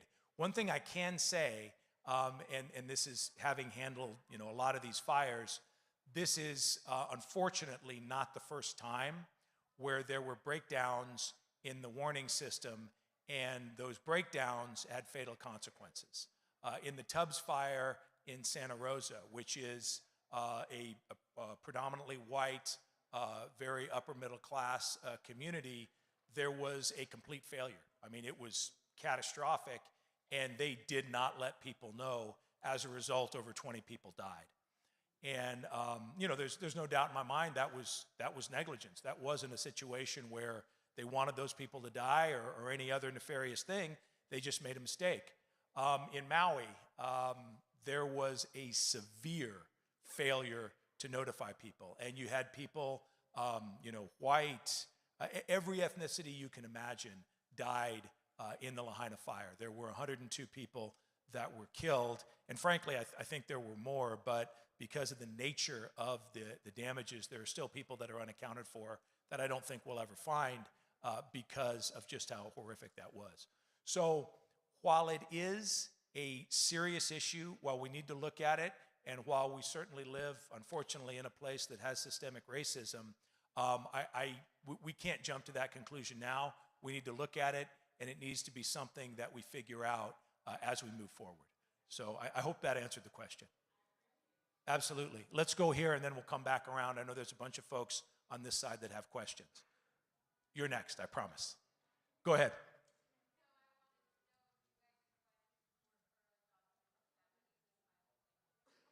Great question. So question was, do we provide support for people that are undocumented? Absolutely. You are entitled to bring a claim regardless of your immigration status. The only difference is you can't make a claim for lost wages in the United States if you do not have the right to work here because you don't have any reasonable expectation of future employment. So you could certainly make a claim for past lost wages. You could make a claim for emotional distress. If you owned your house, you could make a claim for that. If you were a renter, you could make a claim for that. You just are prevented from making a claim for future lost wages. We also have Spanish speakers so we can help anyone. And in these fires, particularly in some of the more rural areas, we've represented a lot of folks who were undocumented migrant workers, and that's something we have a lot of experience with. Yes, ma'am. Thank you for your patience. Sorry.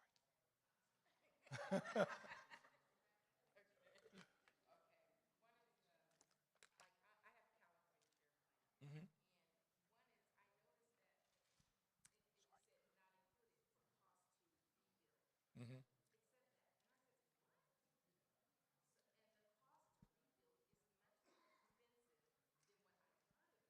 Yeah.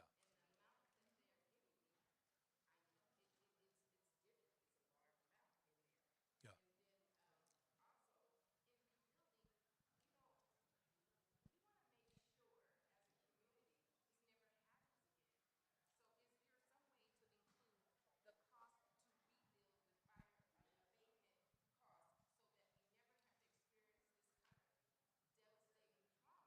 Yeah. Yeah. Okay, so several questions there. Let me answer them one by one. So the first question is, there's an issue on your policy as to how much you're entitled to. So let me suggest this. One of the things that we do, one of the resources we provide is we have a retired insurance adjuster, introduced him at the last town hall. His name is Joel Alba. This is absolutely free. It does not cost you anything. You can call Joel, you can send him your policy. He'll look at it and he'll say, okay, under the terms of your policy, they owe you X. And he can answer that question. He can answer any other questions you have about your policy. And this is something I encourage people to do. We do this for a reason. We make Joel available, and he really does a good job. He spent over 3 decades in the industry before he retired. We've been using him since the 2017 fires, and he's helped a lot of our clients. And so I think he can help you with that. So I encourage, if you need the information, let me know and I'll do it. Hang on just one sec. Let me finish this. Okay, perfect. Yeah, and so that's on our website. You can also call. You can email us, and you can just let us know, I'd like to get Joel's information. We will pass it along. He's very accessible, and you can reach out to him. So the next question was, it sounded like you were saying they're giving, go ahead. Right.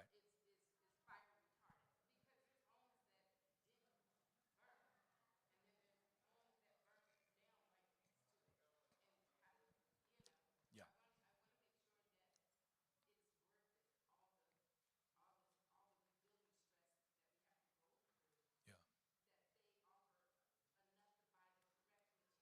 Yeah. Right. No, really good question. So the question was, can you incorporate into the building elements of fire prevention? And the answer is absolutely. Particularly if you have an older home, you're going to have to make a significant number of upgrades that are designed to prevent fires. All kinds of code upgrades. And it's important to remember that while Edison only has to replace what you had, that means they have to replace the house you had and bring it up to current code, because you can't rebuild a 1950s house now. Yet you can rebuild a 50s house, but you're going to have to make a ton of improvements in order to satisfy current fire codes, all of those kinds of things. They absolutely have to pay for those. So that is something to keep in mind. One thing I wanted to do, and this is something that I've heard a lot of, and it goes with what President Lamar was saying, is this is a question we get a lot. We're asked oftentimes, should I sell my property and take the insurance payout? Because insurance will give you a certain amount if you want to pay out now. And before I say this, I have to say this disclaimer. My job as an attorney is to tell you what the law is. It's not to make a decision for you. So I'm telling you what the law is. I'm giving you the information, and then you control your life, your case, you make the decision. So here's what I would say. When it comes to fire damage, it is 99 times out of 100, if not 999 times out of 1,000, much more advantageous to retain your property than it is to sell it. And there are a couple of reasons for that. One is, if you have a standard insurance policy then when you're looking at what the cost to rebuild is, there will be an overage. So if you had, for example, $600,000 to rebuild your structure, there should be a 25 to 50% overage on there. So that means if you're actually building, you can get 750 to 900,000 instead of that 600,000 that you would get if you cashed out. So just as it applies to insurance, that's something to keep in mind. However, there is a more important reason when it comes to how damages are calculated in a lawsuit. There are two different ways of determining real property damages. One is diminution in fair market value, and that means value the day before versus value the day after.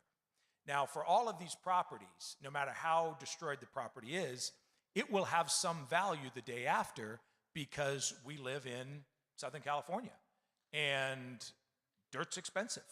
So even if your home was completely destroyed, you could get, $100,000, $200,000 or more for your lot.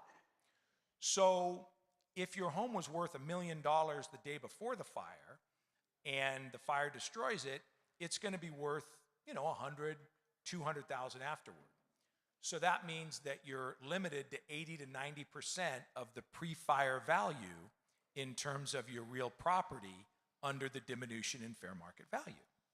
However, California over the last 40 years has developed a separate method of looking at how you value these cases, and it's called the cost of repair. The general rule is the value is the lesser of diminution in fair market value or cost of repair unless, and this is the exception that in these cases swallows the rule, you have a personal reason for wanting to rebuild. And the reason can be as simple as it was in the case that started this. I liked the way the land looked before and I want to repair it. That's a personal reason. I want to rebuild my house is a personal reason. If you have a personal reason, you can not only recover the cost of repair if it's more expensive than the DIV, you can recover the cost of repair if it's more expensive than the pre-fire value. The seminal case on this is a case called Kelly versus CB&I Constructors, came out of Los Angeles, a fire in Antelope Valley number of years ago. The case came out in 2009, and it allowed the plaintiff to recover 167% of the pre-fire value of their property. But that's not a cap, that's just the highest case that has been recorded yet. In these settlements, we routinely get 200, 300, 400% of the pre-fire value. So again, if you use that $1 million, if you're limited to diminution in fair market value and you're getting 80%, that's 800,000. If you're getting 200%, that's 2 million. There's a huge difference there. So again, I can't tell you what you should do. Everyone has to make that decision. And obviously you have to be honest. If you absolutely intend to sell and you have no intention of rebuilding, then that's what it is. However, one other piece of advice I give everyone is that you should never make a major life decision after a traumatic event. Just not a good idea. You should wait at least 6 months. And I can't tell you the number of people that I've represented who immediately after the fire said, I'm done. I'm going to, move to Texas to be with my kids or whatever it was. And after they got into a rental home and after they started to get their lives back together, they said, I'd kind of like to rebuild my home. And so the advice I give everybody is just wait 6 months. If in 6 months you still want to sell, that's fine. But there is a huge financial reason for you not to sell. And again, any psychologist will tell you it's never a good idea to make a major life decision immediately after a traumatic event. So we had another question. Yes, ma'am. And then we'll come back to this gentleman here. Yes, ma'am. Uh-huh.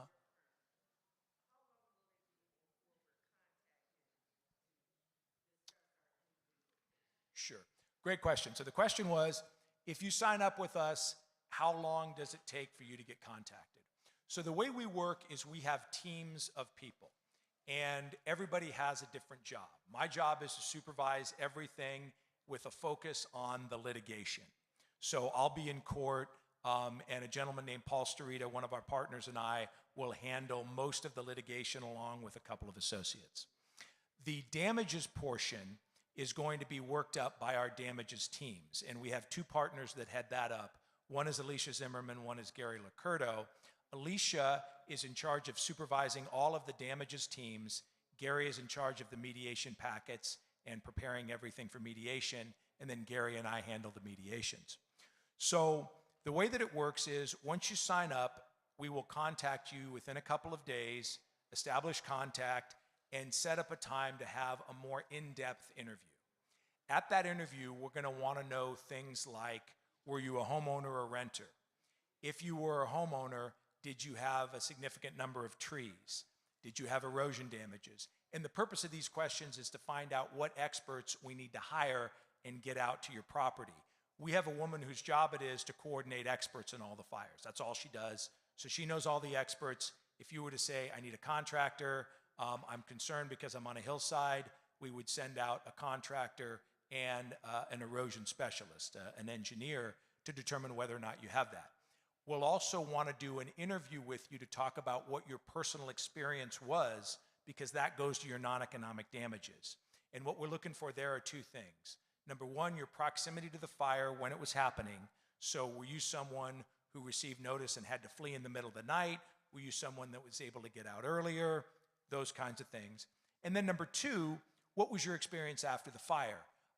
Were you able to get into a rental unit immediately? Did you have to bounce around? Because all of that matters. What you went through individually is going to determine what your individual case is worth. There are certain generalities, but everybody's case is different. And somebody who, and I'm not denigrating this, I'm happy for them, but I have clients who their insurance will put them up at the Ritz. And while they're very sad about losing their home, they're not suffering anything immediate. I have other clients who are uninsured and are sleeping in their cars.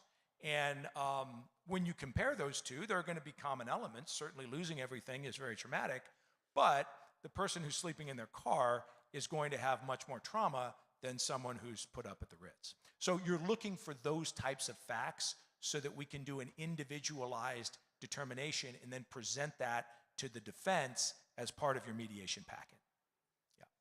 Yeah. Let's come over here, and then we'll come back around. This gentleman, and then this gentleman, and then the lady right here. Yes, sir.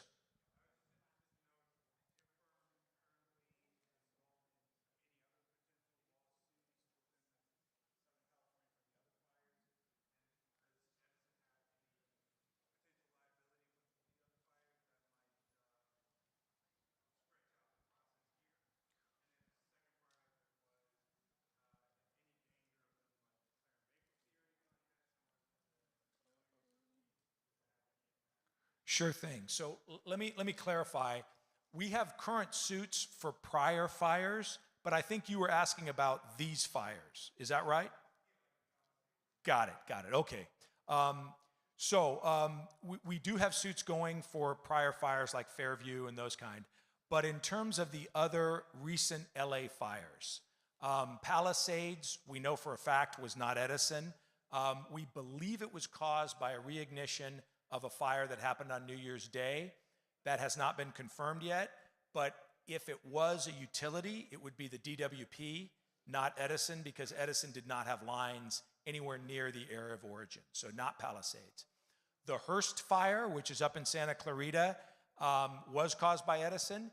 It's going to be very small, not going to be particularly significant. It obviously is significant to the clients, and we represent people, but not to Edison in terms of their overall damages and anything like that. The only other fire right now that we're looking at as potentially caused by utility is the Hughes fire, which is still going. It's not clear. We know a general area where it started, but it's not clear if that was DWP or Edison. Both have lines in the area. I actually did a fire out there, the Powerhouse fire in 2013, and DWP has plants, but Edison has transmission lines, and so it's not really clear if it was power caused, who caused it. But either way, as of right now, that's not a huge fire, so it wouldn't cause concern in terms of bankruptcy. In terms of bankruptcy, there is almost no chance of Edison declaring bankruptcy because of the reforms that were put into place after PG&E declared bankruptcy. As a lot of folks know, in 2019, after causing 24 fires in a 4-year period, PG&E declared bankruptcy. And so we were very involved. We represented 6,000 folks. There were 70,000 total claimants in those fires. We represented about 6,000 through the bankruptcy process. And that was, it was a frustrating process because when you do that, there's not enough money available. You don't look at what the damages are, you look at what the defendant can pay with its assets. So while we were able to get, the deal was initially for $13.5 billion and ended up being $14 billion, that went into a bankruptcy trust and was overseen by a trustee. It still wasn't enough, and people were only compensated 70 cents on the dollar. We're still fighting in the legislature to try to get that fixed, but we can't do anything legally speaking. However, the positive about that was after PG&E declared bankruptcy, there was a huge fight in the legislature where the investor-owned utilities, PG&E, Edison, and Sempra, spent $10 million in 6 months lobbying the legislators, trying to get them to find or to pass a law making them immune from certain damages. We fought that, as did a number of other attorneys, and the ultimate compromise was a bill called AB, Assembly Bill 1054. AB 1054 set up the California Wildfire Fund, and you may have heard reference to that, and there's a lot of misunderstanding about how the fund operates. The fund is not a general insurance fund for any fire. It only helps investor-owned utilities. And the reason for that is that the fund was created and funded from 2 different sources. One was a cash deposit from the 3 investor-owned utilities, PG&E, Sempra, which is San Diego Gas and Electric, and Edison. They put in $10.5 billion based on their market share. So Edison put in 3.9, PG&E put in a little over 5, and Sempra put in 1.5. Then there's a $3 monthly surcharge on all of our bills that was set to expire on January 1, 2021, but was continued for another 15 years. That raises over $100 million a month. That money all goes into the California Wildfire Fund, so now it has almost $15 billion. So the way that it works is that Edison, after paying in its money, which was roughly $4 billion, can access the fund provided 3 conditions are met. One is that it lodges with the California Public Utilities Commission a wildfire mitigation plan, which it did, and 2, that it substantially complies with that plan. Now, that's never been tested, so we don't know what substantially complies means, but obviously we represent all of you, so we have no reason to challenge substantial compliance because we don't want Edison to go bankrupt. We want them to be able to access the fund. And the way that it works is Edison has to pay, this is the 3rd condition, $1 billion toward the damages. Once it pays $1 billion, combination of cash and insurance, then it can receive reimbursement from the fund, and the fund will compensate for the rest of the damages. So even if this is, let's say, an $8 billion fire or a $10 billion fire, what would happen is Edison would pay the first $1 billion, then the rest would come out of the fund. Now, whether or not that's good policy, we could debate that all day long. I mean, whether or not Edison should have to pay more, all these things we can debate.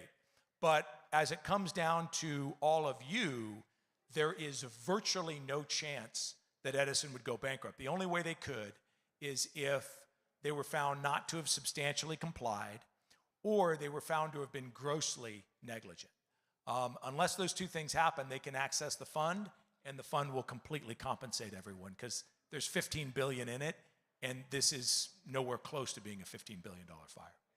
Yes, I believe there was a question here. Yes, sir.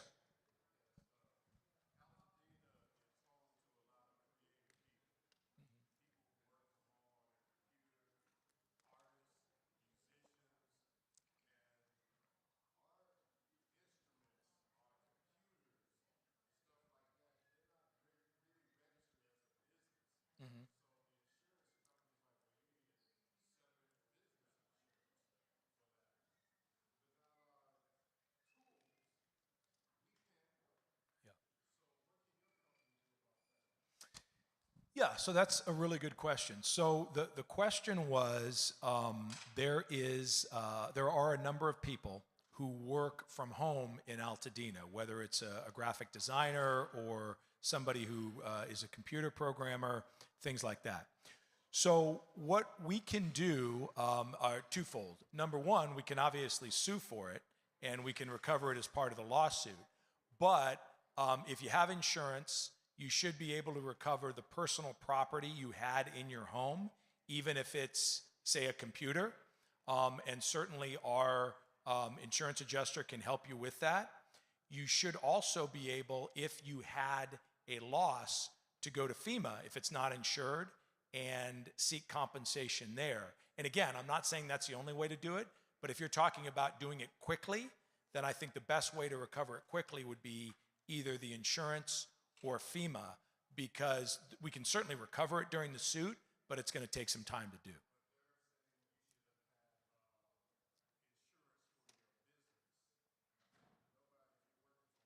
Right.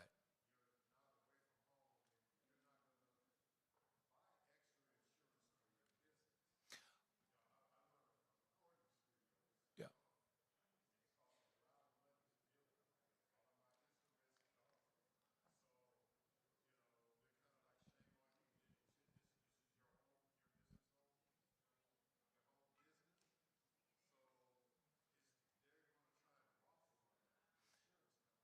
So, and the question was, what happens when the insurance company, and this is a more involved situation where you have a home recording studio, doesn't pay?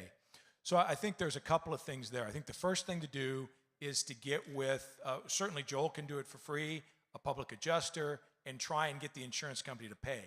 If they're not going to pay, then Greg is going to talk in a minute about being able to sue them. The way I would evaluate that is, unless there's an exclusion, you should be able to recover for the personal property you had, even if it's used for a business purpose, but you're not going to be able to recover, for example, lost income. That's just, unless you had a business coverage, it's not going to happen. But if you had, because a lot of us have different, maybe not recording, but we'll have guitars, we'll have instruments, pianos, all kinds of things. And unless they're excluded, you should be able to recover under the policy. So we can certainly help with that. Let me take this, and then let me answer a couple questions that came in. Yes, ma'am.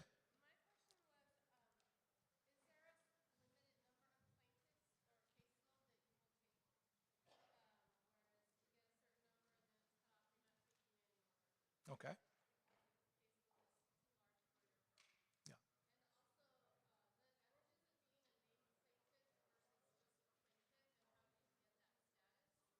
Sure. Okay, so first question, is there a limit to the number of people that we can take? The answer is no, and that's why we have such a large firm, is we are set up to take in as many clients as are interested in our services. And that's why, again, we have over 400 people, and that's why we do that. The second is there an advantage to being a named plaintiff? And the answer is no. All plaintiffs are going to be treated the same. The named plaintiff is generally just, some people do it alphabetically, some people just randomly pick. It really doesn't make a difference. Yeah, it's not an issue at all, so nothing to worry about there. Oh, FEMA did ask that we announce that they can get people registered now. So if anyone has a loss and wants to go to FEMA and is curious about whether or not they can recover, can't hurt to ask. So strongly recommend that. One more question, and then I'm going to come over here. So one of the questions we just got on the chat is, if you take 5 to 6 months to decide on a lawyer, is your potential settlement delayed? I can't answer definitively, but I can say that we're not going to start submitting demand packets. We'll start working on them immediately, but we're not going to start submitting them until we get closer to the time that we're actually going to do mediations. Typically, we start submitting them about 9 months out. So if you were to take, several weeks or even several months to decide on a lawyer, it really won't be a problem as long as you get the information to either us or your other attorney quickly. The biggest issue we have in terms of providing demand packets is that we have clients that aren't able to get us the information, and that's understandable. I mean, people are going through a million things. Oftentimes, they just don't want to think about it, but that's usually the delay, is we'll need something that only the client can provide. The client is understandably busy with life, and so that will delay it. But in terms of delaying a few weeks or even a few months to make your decision on a lawyer, shouldn't have an impact. Yes, ma'am.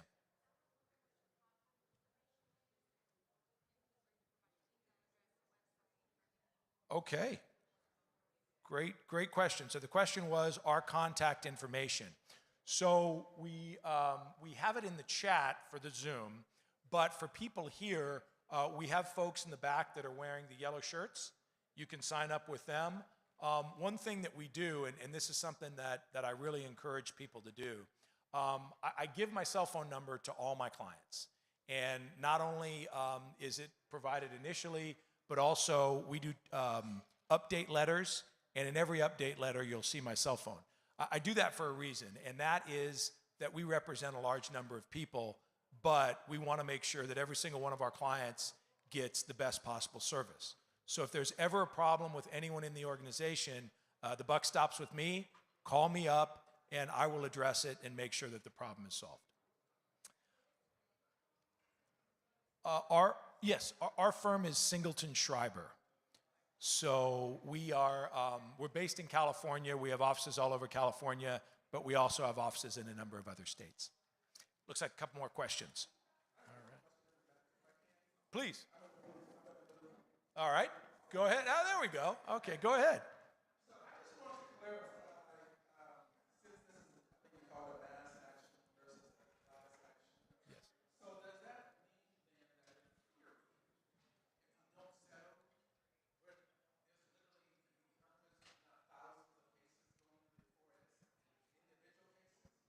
Yeah, so that it does mean that. In theory, what could happen, and when you go to trial, this is how it's set up, is that there could be several thousand cases that are going to go. And so what'll happen, and this is what the judge does when he or she sets a trial date, the judge will solicit input from both the plaintiffs and the defendants, and then the judge will make the final decision on a trial plan.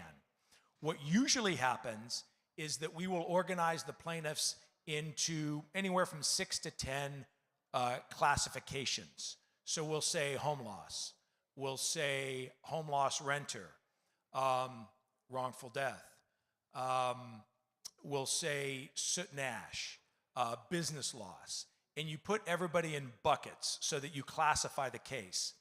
Then the judge will say, okay, we're going to select, and they can pick any number they want. Typically, it's between 5 and 10. And so if you have 6 different buckets with 5 people in each, that'll be 30. And the judge will say, okay, of these 30 cases, I'm going to randomly select 5 or 10, and they're going to go to trial.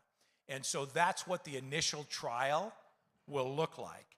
Now, again, in all of these cases, what's happened is we've gone through that process, and then when we get right up to it, Edison says, no, we're ready to go ahead and settle, so let's get into a mediation protocol, and that's how it works out. But you're right. Theoretically, if Edison were to say, look, we're not settling, we would go to trial. Now, if we went to trial and won, it's very hard to imagine they would want to keep going because trial value is higher than settlement value. That's why they settle. I mean, if it was the same, then nobody would ever settle. So in our settlement, we want to make sure people are fairly compensated, but it's not going to be a home run, you know, those verdicts that you read about. That's what happens when you go to trial. They don't want that to happen, which is why if we did get a verdict to go, they would then start settling after that. All right.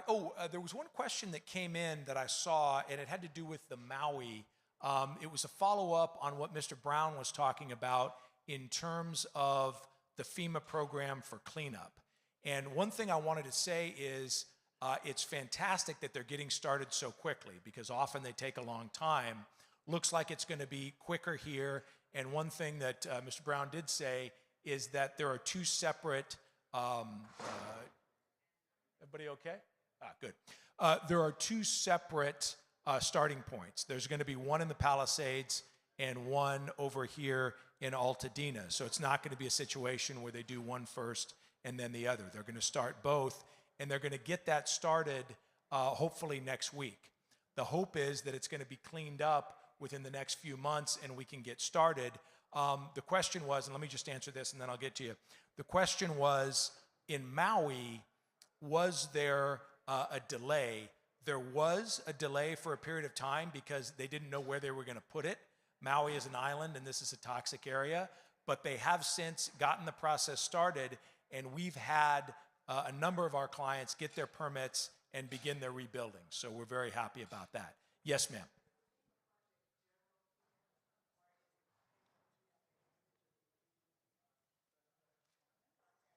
Yeah.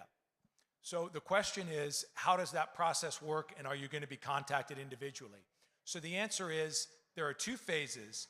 In the first phase, they're just cleaning up hazardous materials. So the EPA comes in and takes those out. After that, they will then contact you and they will ask you to sign a right of access, which then gives them the right to enter and to remove the property, to remove the debris. One thing that Mr. Brown did say, which I think is worth remembering, is he said, look, when they're deciding where they're going to go, they're going to try to use their resources most efficiently. So if you've got 2 whole blocks where everybody's signed their right of access, they're going to prioritize that over a place where you've got 3 people on the block. Not putting any pressure on anyone, just saying that was information that he gave me. I wanted to pass it along. I know we talked about this in a prior one, but I think it bears repeating. Remember, the reason that most people go with this program that is organized by FEMA is that it doesn't cost you any money. If you decide that you're not going to go with FEMA, you still have to comply with all of the environmental regulations, but you have to pay for it. And even if your insurance is not enough, you then have to come out of pocket. Because of that, I would say 99.9% of my clients go ahead and use the program. You're not obligated to, but that's just something to keep in mind. Okay, I'm getting the hook signal. Yes, go ahead.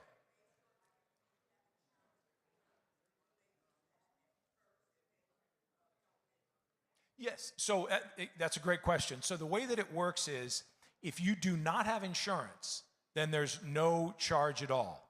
If you do have insurance, then what they will do is they will bill your insurance for the debris removal portion only.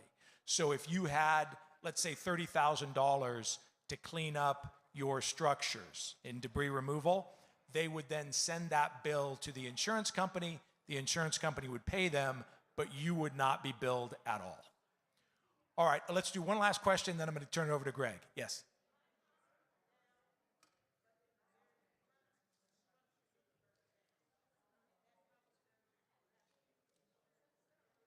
Yeah. Yes, so what they will do, the question was, the home, and I'm sorry for your loss, the home burned, but there is some part at the beginning, at the front, that is still standing. So the issue is what happens there. Yes, they will demolish and remove all of the debris from that. So that's not something you have to worry about. Before I introduce Greg, let me just say that we're putting together these tables. If anybody has any questions, we're going to stick around after this. We'll be available to talk, answer questions. If anybody wants to sign up, they can do that. Very quickly, before I turn this over, let me just say a word about Greg. Greg Bentley is one of the top insurance bad faith lawyers in California. The reason that we selected him is that we wanted to give our clients an option. So for those of you who feel like your insurance company has not been fair with you, and oftentimes this is something that takes longer time, or if you're concerned about being underinsured, Greg is a wonderful resource. I'll let him tell you about the specifics. But again, he's somebody that we have a ton of confidence in, and we're very happy to be working with him. Greg. All right, thank you, Jerry. Thank you, everybody, for hanging in there, and I'm sorry to have to be here tonight. What a wonderful setup that you have here and coordinated efforts, so well done. You can see the attention to detail that Jerry and Brett and the team put together is top-notch, first class. Well, insurance is a unique product. It's something that you purchase for peace of mind. And it's something certainly you never want to use. And with that purchase comes a promise from the insurance company that when there's a loss and you suffer damage, whether it's a disability policy, whether it's a car accident, and in this case, your house is damaged or completely burned, the insurance company needs to step up and to protect you and to honor that promise of making you whole. And frankly, folks, I've been suing insurance companies for 34 years, dating back on the wildfires aspect of it, 2003 from San Diego up through San Bernardino and Arrowhead, 2007, 2010 wildfires, Santa Rosa wildfires. And what we know, and I'm going to give you a little history, what I'm here to talk to you about tonight is what's called underinsurance. And what we know from history and from review of records as the departments of insurance in various states, and including and really champion, the California Department of Insurance has gathered information, what we know is the majority, if not all of you, will be woefully underinsured. And so what does that mean? Well, just like the term itself, underinsured means you will not have enough money to rebuild your house based upon the coverage that you have. That means you're underinsured. And so how do we know whether or not you're underinsured? I want to give you just brief. I only have 10 minutes, so I'm not going to spend a lot of time. We put on presentations. You should definitely go to unitedpolicyholders.com. That's a huge resource. We work with them. They are insurance advocates, and they have all kinds of great stuff and information to help you with the presentation of your claim. Our firm is available to assist you in evaluating your policy, but I want to explain to you what underinsurance means and what we're willing to do. And first off, I don't sue utility companies. We're not in this to sue anybody as to cause and origin. If you decide to use their firm, you're in great hands. There's other lawyers that do that. Anything that we do, initially, we're not going to charge. What we want to do is evaluate insurance policies, and I'll explain why, and declarations pages. And if we ever become retained, and I say if because it may be something that we can't do, and I'm going to explain why, or you may decide you don't want to do it. If we do get involved, we will only be doing it on a contingency basis for amounts above your policy limits or the latest and final and best offer that they gave you. So we want you to fight your fight. We want you to get fully covered from what insurance you have. But as I know from handling these cases over the years, you will not have enough insurance. How do you know whether or not you do? And there's a bunch of tips, and we're going to be around afterwards, and we'll answer questions. And you can give us your email, and we can give you items that you need to request and how to get it, and give you resources on handling your claim. We're here to help for that.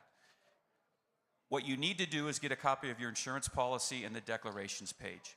And fortunately, the California Insurance Code and the California Code of Regulations has all kinds of requirements and mandates for insurance companies on how they need to act in good faith and fair dealing in the handling of claims. They need to be responsive to you. They need to be quick. They need to provide you documents at your request. They need to explain to you what the documents say, what they mean. They need to assist you in the handling of the claim. Prompt, fair, thorough. Those are staple points. And so I've heard a lot of the questions, and I can answer some of these, afterwards or later on through correspondence, but there's two types of claims eventually at the end of the day, which none of you have right now. One would be if they just are lowballing you, or they're delaying, or they're refusing to cooperate, or refusing to respond. There's all kinds of codes and regulations, and our firm has all kinds of capable people, and we have the top experts in the field of insurance. We've been doing this for years, that put a microscope on their conduct, because frankly, I'm sick of it. They don't do their job, and they leave people upside down. And that's not what we signed up for when we buy insurance. But we'll look at that for you. The reality is that what you need to do is get your deck page. It'll show what your coverages are. And you have dwelling, which is the cost to repair or replace. And you have other structures, walls, fences, things like that. And then contents. The two big things typically will be repair or replace your house. And Jerry did a good job explaining the difference. We believe you should rebuild. And then the contents. You're going to need to fill out a proof of loss. There's a lot of stuff that you're going to do. You're going to be overwhelmed. There's public adjusters. Make sure you interview. Make sure you feel confident with them. Don't sign anything immediately. Use kind of your smarts on that. We can give you references to, and I know Jerry and Brett have those as well, that we can give you people that we think are responsible. But what you look at is your policy. And let me give you just a 2-minute version of the underinsurance issue so you know what you're up against. These insurance companies, for years, insured under what was called guaranteed replacement cost. And up until the mid-90s, anybody that had a fire loss, it was rebuilt no matter what. It did not matter. There were no limits. Didn't matter what it would cost. Well, there were Oakland wildfires and then other wildfires nationally. The carriers realized we have to put caps on this.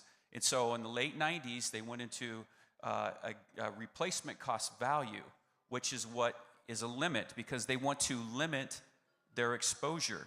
And in order to come up with that value, and all of you who have insurance know how it works. You call your agent, and it could be someone that's been in the community for 30 years. And then they ask you certain questions, they prepare an estimate, and then the agent will say $600,000. And you go, okay, is that enough to rebuild my house? We're not contractors. Agents say, yes, we rely on them. Well, historically now, through all the fires from 2003, after they went to replacement cost value, it is undeniably true that the industry knows that 60 to 70% of people are going to be underinsured by a lot of money. And so what we need to do, because the law really isn't good for insureds, and that's who you guys are in this relationship. The general premise is that the insurance company is going to say, it's not our problem. We told you this was an estimate, and we told you you need to figure out if this is enough.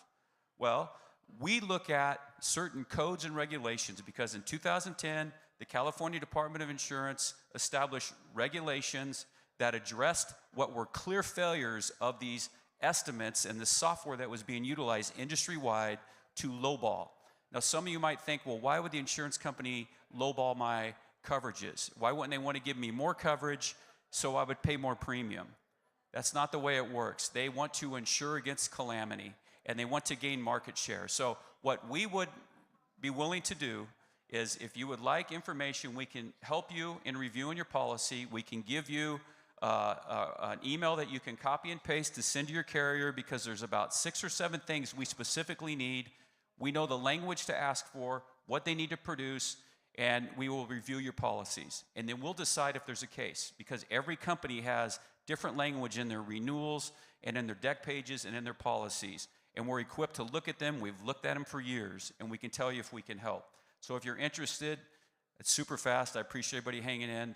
My name's Greg Bentley. I'll be in the back. We have a couple lawyers here from my firm, and we're equipped to look at your insurance policies and assist you to see if you're underinsured. And then if you are, we're going to go get it because we think everybody should be made whole. Okay? Thank you.